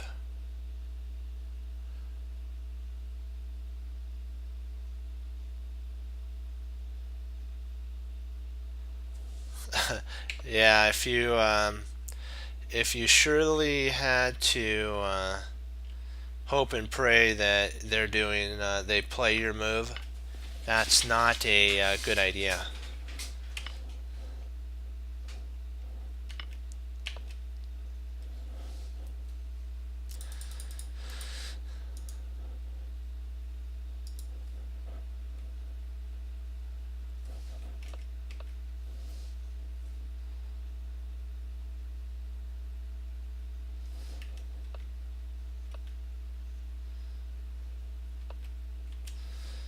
I'm actually shocked that they didn't try to enter in like that. They could have tried to lock down, and not in this position. The best move I would say is E8.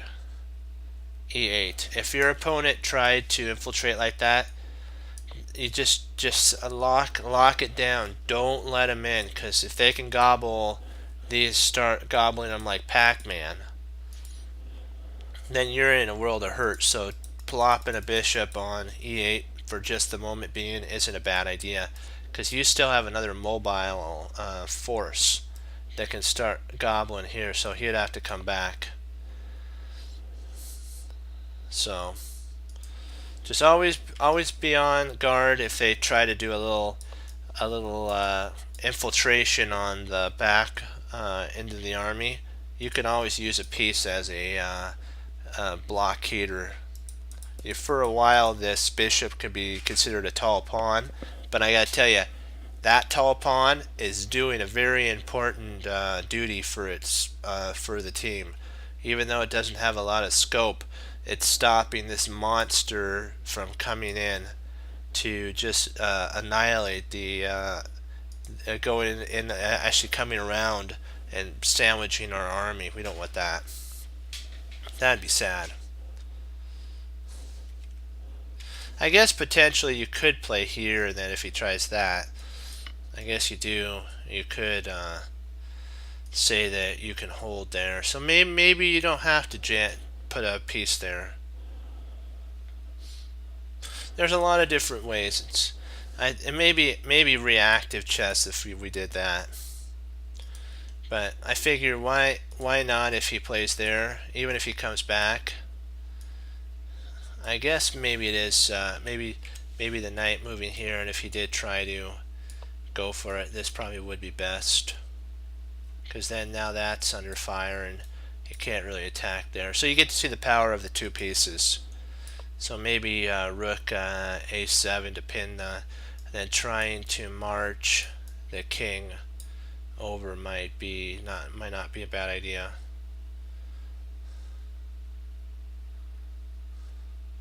But I think I would play, and then if he came there, I'd try to start gobbling as much as I could. And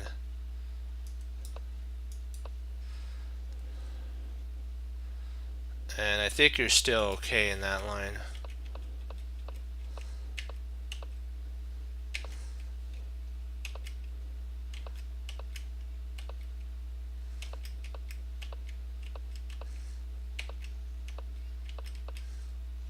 Whoa, you're moving. You're trying to go for a draw. Were you getting low on time?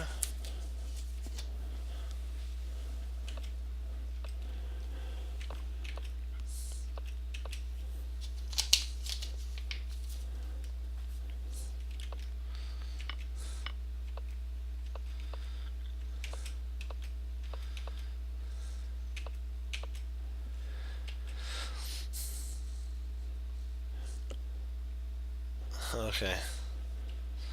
I was just wondering. Okay, so now there, and a pawn's gonna fall.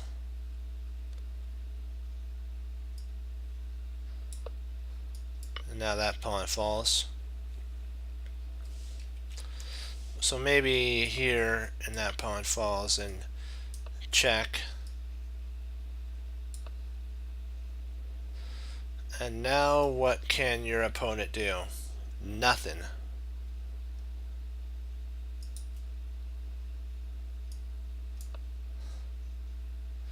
I guess he could try that, but that just loses to so many discoveries.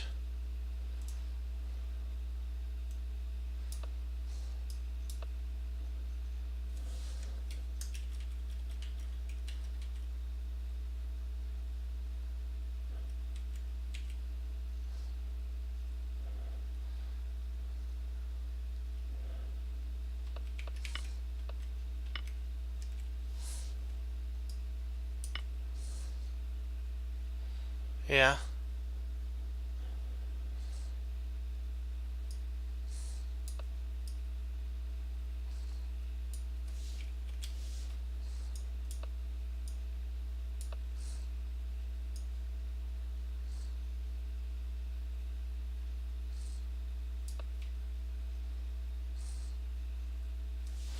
So, wow.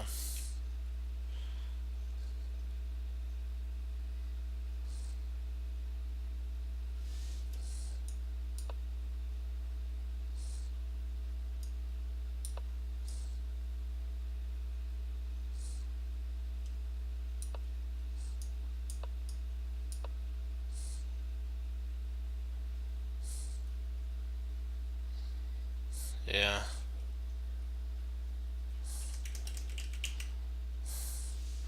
I was just thinking that there's no real reason to rush, because even if he tries to attack there, you have that. I just figure this. Why not gobble the whole entire kingdom and then say, "Good game, friend." And then at this point, if he comes over to double attack, you always got knight there, check.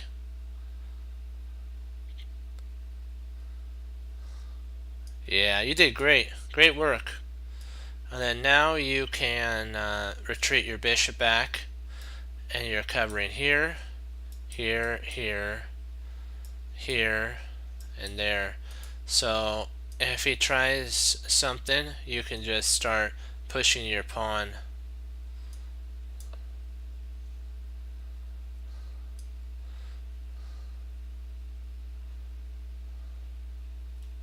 Let's see, do we want to yeah, let's implant our bishop there. I like that. Kind of just, saying, can you really do anything? No. Yeah, you have one. If you move your rook, we're gonna start pushing. We're gonna start pushing here. So you might try there. Then you just push the pawn up, and it's like, what are you gonna do? And then you just push there, and it's like, huh? What can he do at this point? He could try getting that going, and then you just push, and now he's gonna lose a rook. So he's probably back here a little bit. He's probably best shot gonna try to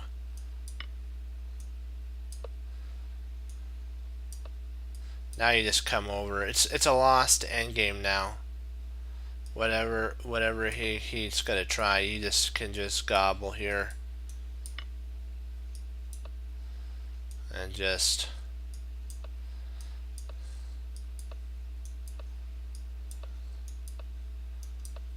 this.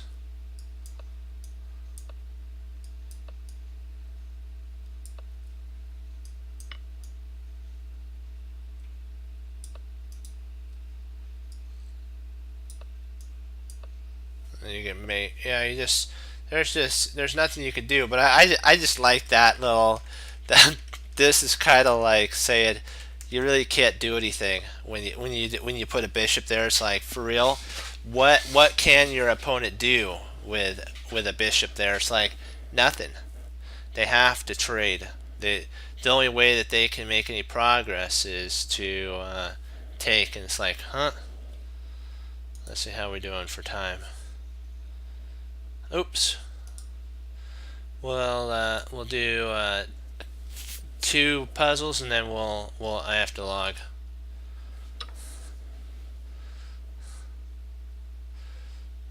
We'll do 2 puzzles. Great game, Fox. Excellent job. Excellent, excellent.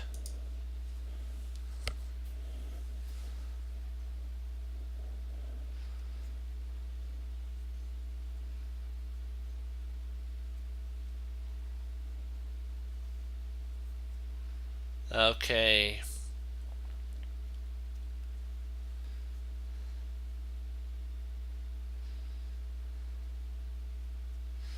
At first glance. Oh no! Thank you guys for all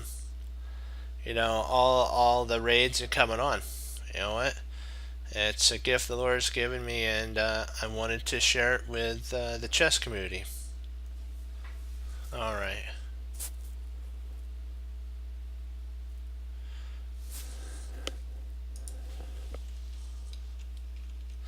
Okay, the idea is queen h5. Because queen h5, I'm thinking, because now, even if he plays queen h5, we play queen h5. If he tries maybe to block with f5, we can just play bishop takes f5.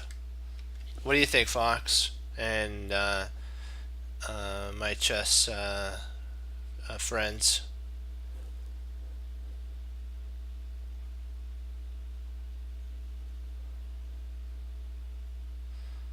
What do you think? You like f5?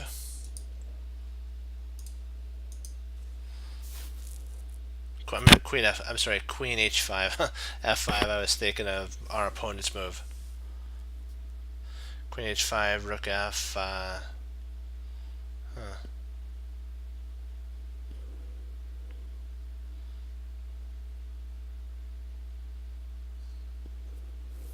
I think you're right on that one. Yeah, I'm with you on that. Oh, yikesies! What did we miss here? No.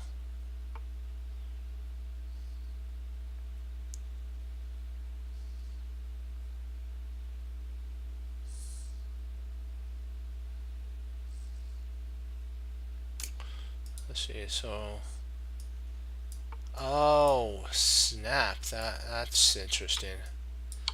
So they call I call it the creepy crawly kind of thing when they kind of come in, they go geet, geet, and they get to a better location. Okay, let's do two. We're gonna get two right before we get off because we want to make sure we get two.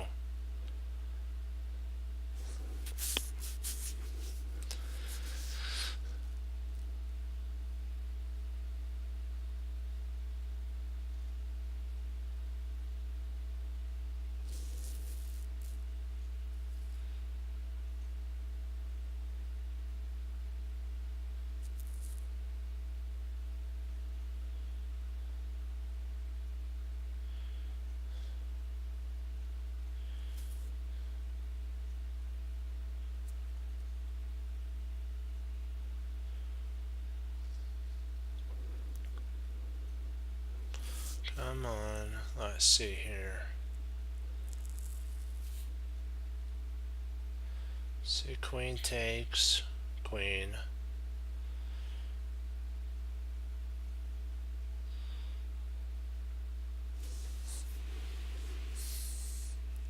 Hope this isn't a draw one. Draw ones are not fun.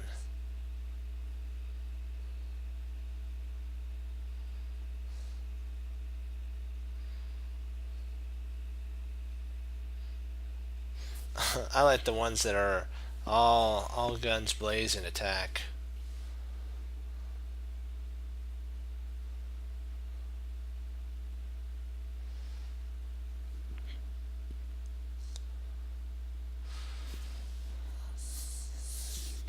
He's covered D2, so we don't have any infiltration point on D2.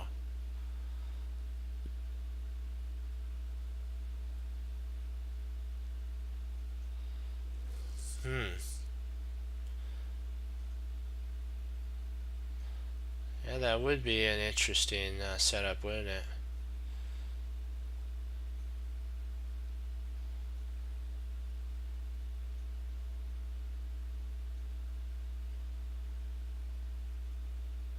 Oh, do you mean Queen H2?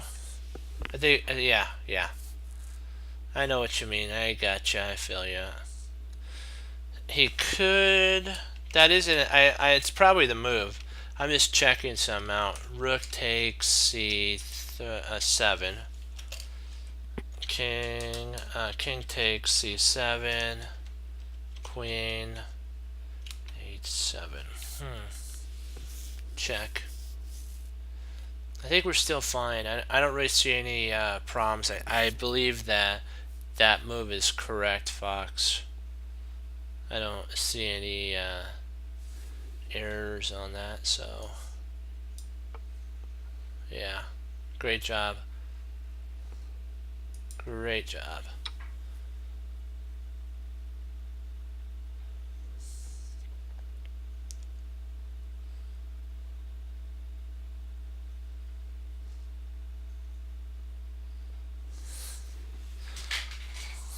One second. I'll be right back. I have to go get one thing.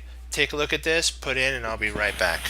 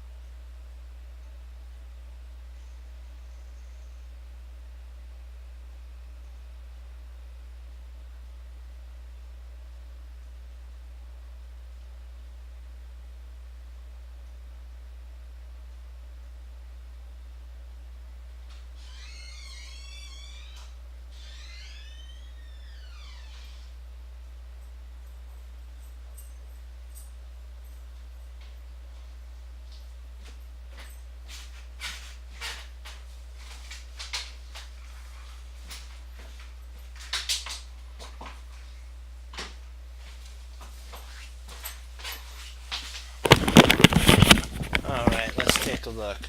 So, yeah, sorry about that. I had to step out for just a sec. Okay, queen c7.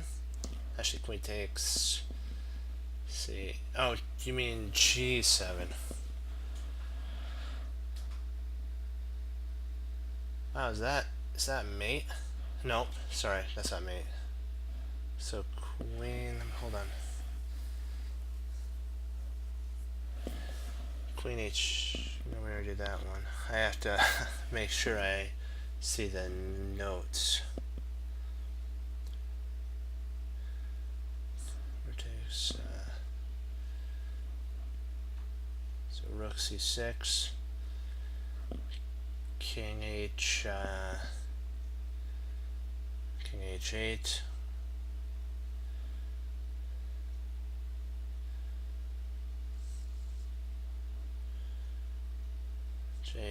queen a4,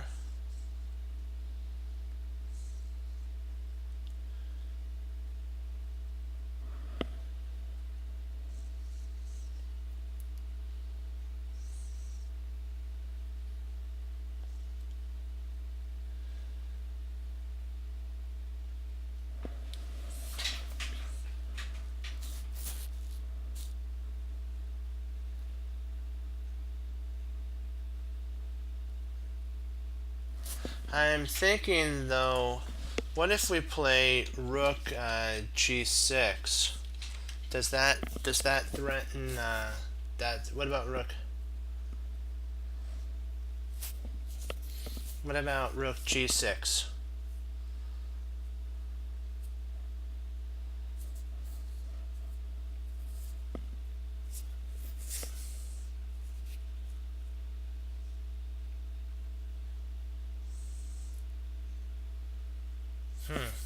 Okay, yeah, I see what you're saying. Rook c6, rook c8. Okay.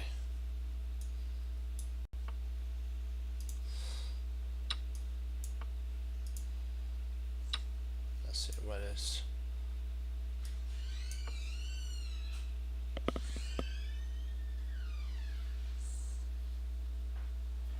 Oh. That's, that was our fault there. So you go after the rook because it's pinned, okay.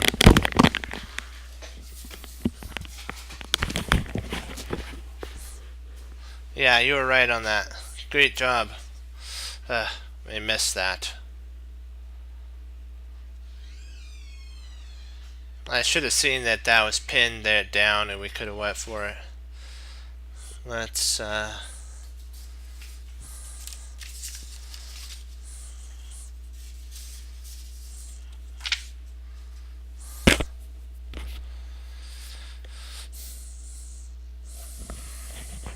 that was a tough one. Now we're more defensive duty here.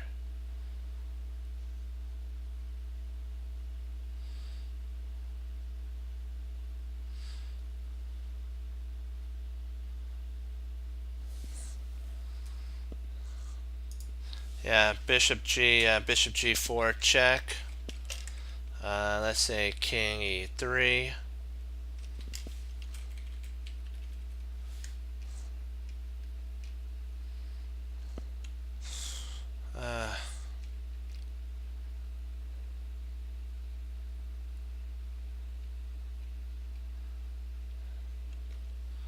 Bishop d1. Yikes. King d2. Ouch.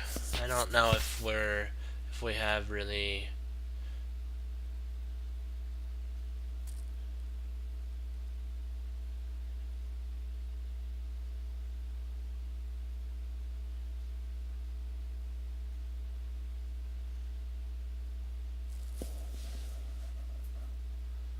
That's right.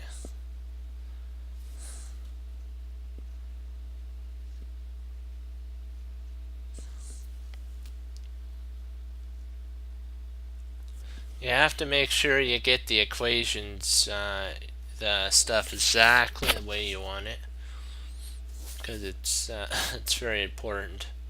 So sometimes you have to take a moment and double, triple check your moves. This is a draw. I know eventually we're gonna have to play h4 on one of these, but I'm not sure when we want to do that. I'm thinking potentially it might be bishop f5, bishop f5, e takes f5. Oops, I don't know why I had to see there. E takes f5, and then h4 is a draw. Because if he doesn't take, then we'll win the h7 pawn, and when we win that h7 pawn, we'll queen first. Because we'll be more than happy to sack our bishop for the c2 pawn. So that's kind of what I'm going to be saying is the move. Now we just play up here and we win.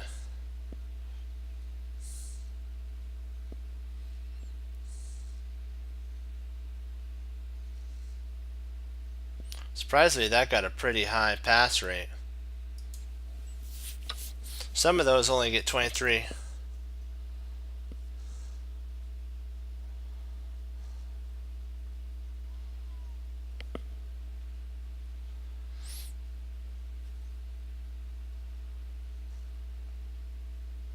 Yeah.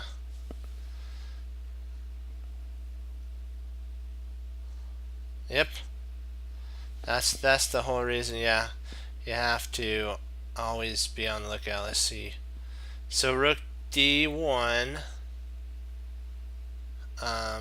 rook e1. Okay, no, that we could take because it's pinned. Yeah. Yeah, I think we actually win here.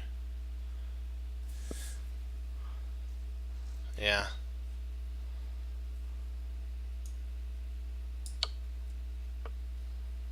Let's see. Anything else? Nope.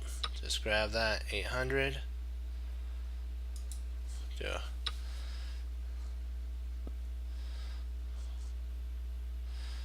We'll do one. We'll see. We'll probably do one more. We'll do this one, and then I gotta log off. But we're having so much fun with tactical puzzles. You gotta love it. Oh. Okay, we'll go over your game really efficiently after we finish this. Let's see here.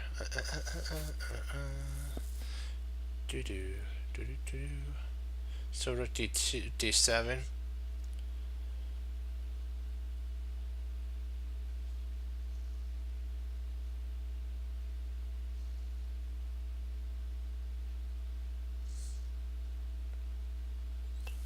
What's the? Oh no, that's right. So rook d7. He goes. So let's check this out. Rook d7. Queen f6. Huh.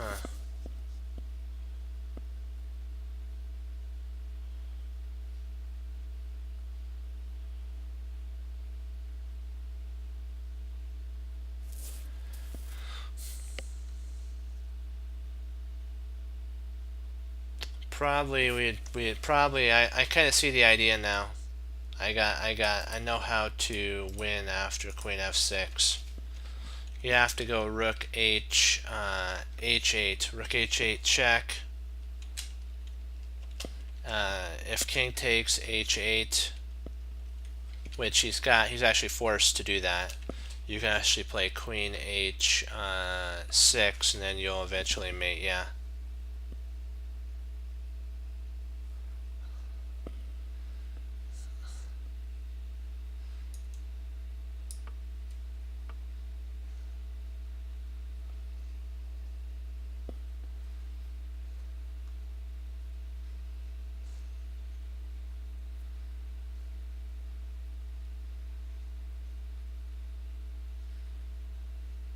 See, rook takes f7, king takes f7. We can actually check. See, after we take, we can check here. And then we pick up a queen. Yeah. Nice, nice, nice. Nice job. Okay, so you got one game to look at, Fox? Alrighty. Let's see. Okay. Let's see, who won? Okay, you're playing as white. Yeah, you were right. Yeah, hey, you had the ideas. You had the first idea, and that triggered the whole entire chain. So, not to worry. That was excellent find. It's kind of one of those. I think Varakobian calls it a silent move because it's not really an attacking move, but it prepares for an attacking move. And those are the hardest ones to find. He had a book on that. Oh, he did the English opening. Nice.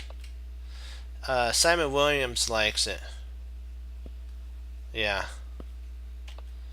Simon Williams loves when he was a kid and he started into chess, his dad got him onto the English system, and it wasn't very popular during his time, but he ended up using it, and eventually he got his IM, and then he got a Grandmaster, so he got his GM. So it must be good to learn that, huh?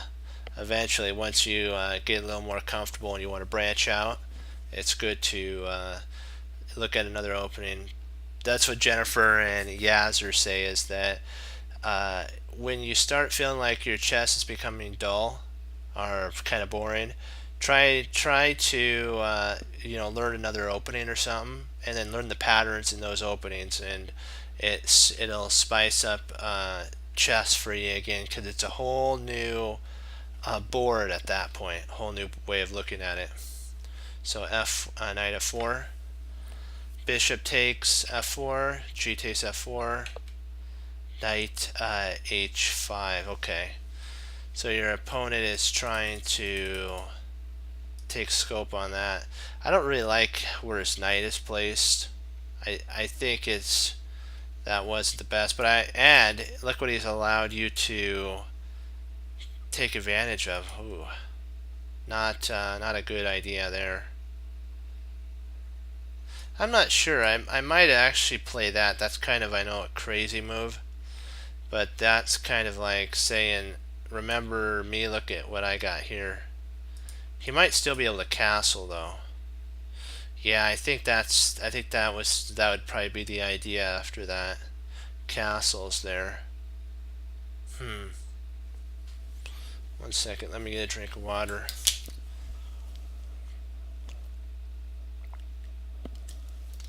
Alright, much better. Okay. Yeah, so the knight move wasn't the best idea.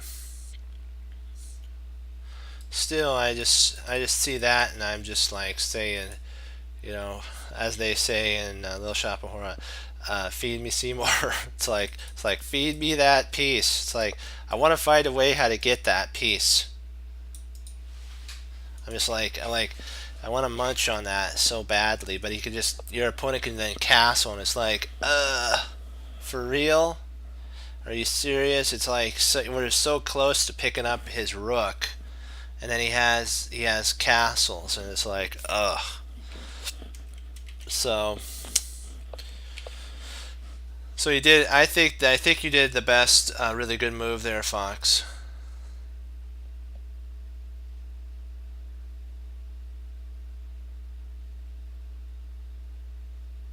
Yeah. There was really nothing that you could actually do. He would eventually. Now your opponent is gonna castle queenside, so we might actually have the ability to. Now, if I were you, I would drop this on him. D5 is a cruncher, bone cruncher. knight d5 is a this is the move. This, my friend, chess friends, that's the move you would dream to play. It's like, hello, it's on a protected square. It's a McCall-Tall move. Yeah, yeah, baby. Morphy would love to have that type of a setup. Because look what we're threatening. We're threatening the queen, threatening the rook. We're threatening the pawn. That's so sweet. And he's forced to take at that point, and then we just come and gobble a rook. And it's like, thank you very much. You have filled my appetite for material now. And he'd probably take. And then what we would have to do is then figure out a way, how can we, improve our position. Potentially we could try to maybe go after this pawn isn't going anywhere. So maybe trying to see if there any way we can take scope on this this knight after that move. No, I just probably, and we don't have to retreat out yet, but probably best would be to retreat out. And then if he castles, yeah. F5, yeah, F5 it would be a good move. But now you're up a whole rook. I'd probably at this point just castle and say, well, how you gonna break through, my friend? Where's your breakthrough?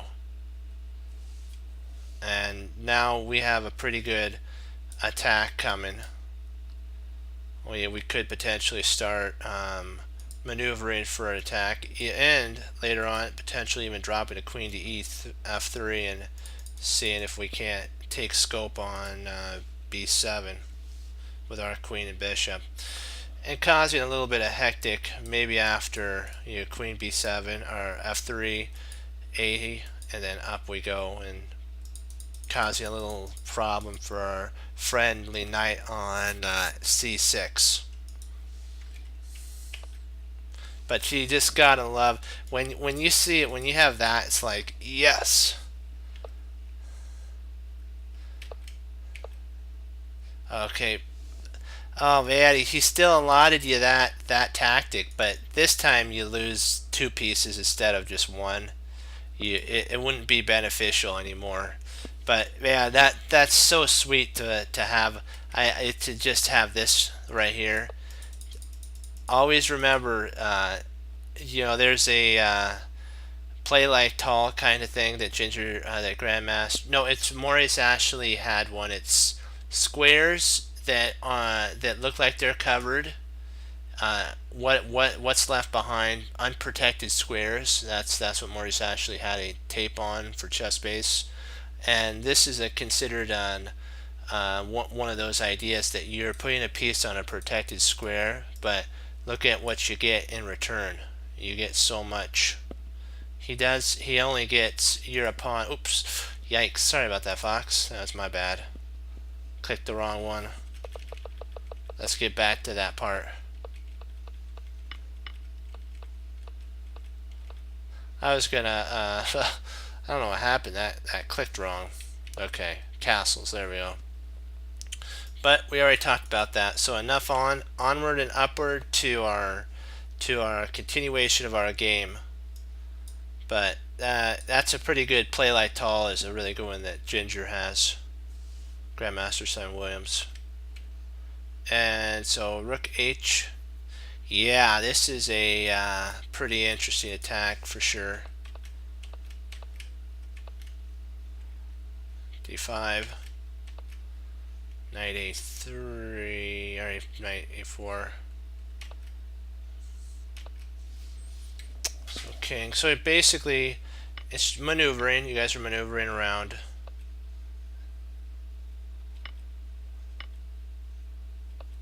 So the queen.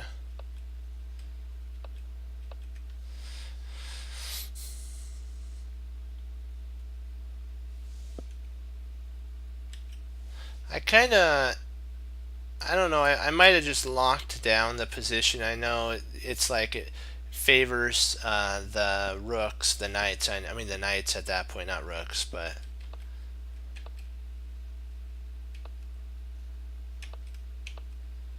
There we go. Now you're locking it down.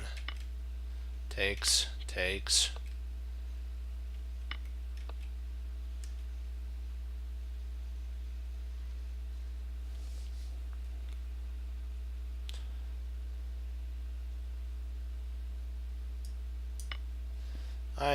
I believe you probably should have taken there and then tried to get some attack going. I don't really see any problem with you taking at that point. Now you're threatening there, and if he comes here, he loses a piece, so he'd have to come to queen to h1 or h3, not h1. And then at this point you have rook d, and now you're scoping there, protecting here. So if he retreats out, you just grab another one, and it's like, yep. And then now you would have a rook idea here, doubling up your rooks, and you've got a pass pawn. Oops, a pass pawn on f4. Gotta love it. Okay.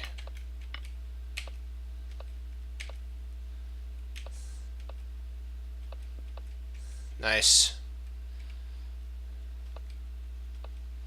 Yep. Yeah, his queen's gone now. Can't believe he blocked his own queen in.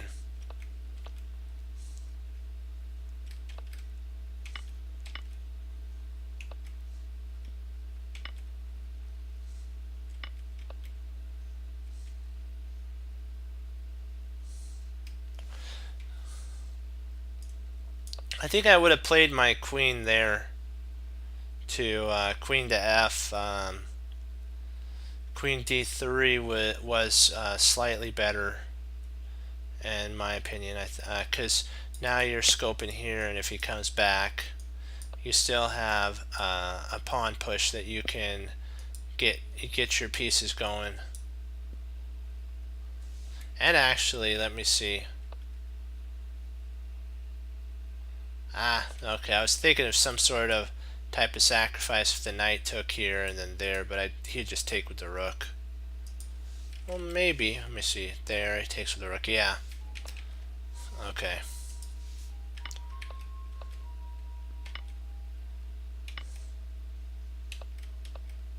Ooh, that was a blunder. That was a big time blunder.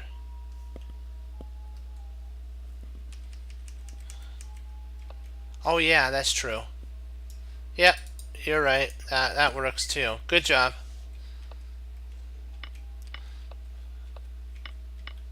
Yeah, that hurts when you make a mistake like that.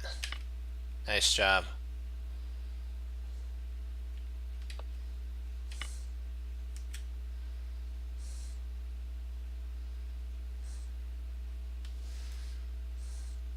You should have probably played there and just not worried about the pawns, and then you could have brought your queen in here, or potentially maybe queen here. He takes there, you take there, he takes, and now you're threatening a back rake checkmate. I don't know if there's any way to excuse me, prevent the back rank mate here. You can try something like that, but then you have there and you have this. Gotta always be on the lookout for those type of mating threats. I'm surprised he played h4 and he didn't take here.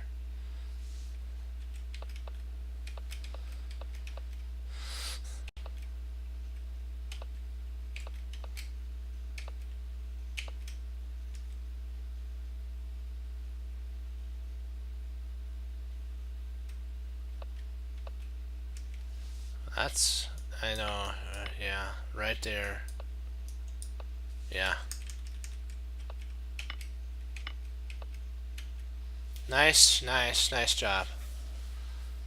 Good job. Okay. Do you have any questions on here before I log off?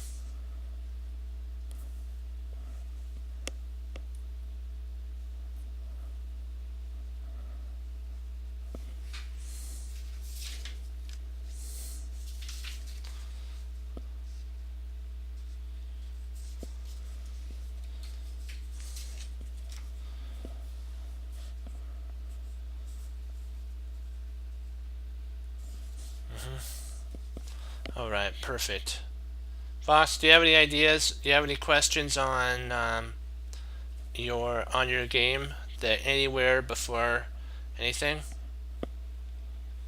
Like any areas you just want to go over real quick? Nope. All right, thank you. Well, guys, I wanted to thank you for logging on, and thank you for the raid. It was great that you guys got to share with us and participate. Thank you, and you're always welcome to come back. So just keep that in mind.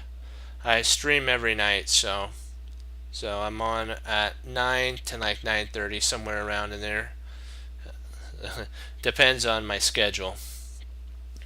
But all right, and so what we have to do is I it was funny. I got this saying from a Mission Critical, a cartoon, that life is about treasuring your victories and learning from your losses. And I wanted to share that with you, my chess friends.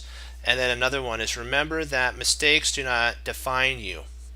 It is how you handle the mistakes that will define you in the end. Because you're going to make mistakes. Jeremy Silman talks about it.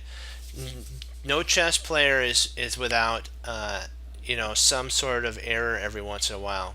Even Grandmaster Magnus Carlsen, the world champion, still makes mistakes. He's human as well. So it's not that it's what you do with when you make those mistakes that define you. Do you take it and learn from it, or do you dwell on it, and then it controls you? You don't want that. So that was from Tom Thumb Thumb on there. He was able to talk. Other times he can't talk, but she was able to talk to Tango, which is the person that he told this to, and she thought that it was something like on a mission. She thought that she did something. It was some sort of other thing than a mistake that she did, and she didn't actually take up that it was a mistake and learning from it. And when she did, from then on, mistakes were okay because they were learning lessons. Bruce Lee agrees exactly with us as well, because he takes that as and says this: knowing is not enough, we must apply. Willing is not enough, we must do.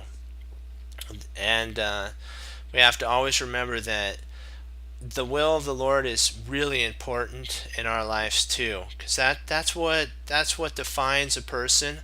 It's how in those trials do we stick close to the Lord, or do we give in and not? You know, what I mean, it's those things that try a soldier, because there were many soldiers of old that, you know what, fought many battles. One soldier fought a battle over just a field of beans. He fought so many soldiers, and he held that field that when they tried to take the spear from his hand, they couldn't. They had to actually physically pry it from his hand. And you know what? It's those small we think are small, but that field, that place that grew those beans, that fed that city. So if they would have lost that field, they would have lost that ability for the harvest. So it was important. So everything that you do, my friends, it is important. So, and then we have to remember also, Bruce Lee said another thing. He says that there are no limits. There are plateaus, and you must not stay there. You must push beyond even that. And you need to not let your situation at hand define you, but to keep moving forward, like in Meet the Robinsons. Always keep moving forward. Cornelius never let that whatever mistake he did define him. He actually had a place that he put all of his mistakes, because those were the greatest, he says, learning experiences. And that's if we can take that as a chess player and actually equip it and not bring emotions to it, can you imagine how much stronger as a chess player we could become? And that's why we always have our chess crutcherisms, and we talk. We have this little talk here because you know what? It's every lesson a teacher, my teacher would, at the end of our lessons, would sit down like what I'm doing with you, my chess friends, and we would talk what we learned, and he would give me some really good life lessons. And I even equipped them even in my life to till this day. So it's I hope you do as well, because it's a gift the Lord has given me for the ability to share what my teacher gave me with you, because a legacy is very important, and his legacy travels through me onto you. So you're getting the experiences of what me and my teacher went through with these talks. But what we have to do always, and you're not going to be 100% on tactics. You're going to have slump days, but guess what you're going to have to do? It's those days that try you. Do you stick with chess during all the sunny days and happy, and or do you travel during those rainy days? Like a pilot is only good when he's gone through the sun, the rain, the hail, and everything, and the wind. So I want a pilot who's gone through it all, and that's kind of how soldiers are in chess. We're the generals. We go through everything. We have to put aside our emotions, though, to make sure that our armies get what they deserve, which is victory. And that's why we do tactics. And if you are my chess friends going to play games, my grandmaster teacher told me that you should do 15-minute games or above, because the fast games are more instinct. You can't strategically think long term on that and build plans. It's already more. You already have a streamlined idea out, and if it skews anywhere off there, a player who doesn't have a plan or a flow, and it may mess up their thing. And also it teaches kind of bad habits. That's what he told me too, and so I kind of avoid those 3, and 5 minute games. But that's just me. I just want to give you a little and helpful advice from a grandmaster who taught me, so I wanted to share with you. And what do we always do at the very end? We hang up our coat, we hang up our hat, we sit down and study. When most won't, we do, my friends, and that makes all the difference. And as Wesley So says, serve the Lord Jesus. As I say, God bless, and I'll see you guys next time on Chess Cruncher TV. Have a blessed morning, afternoon, evening, and Lord willing, I'll be back on tomorrow, and we'll continue to strive onward and upward to our next goal of we're going to try to get to 2300. We kind of slumped down a little bit, but guess what? That doesn't define you. Remember, you have to keep pushing forward. And again, thank you, Fox, for the games, and thank you for the raid, and keep studying chess and doing good. Go Team Chess Cruncher, hoorah, be blessed, and I'll see you guys tomorrow. Bye-bye.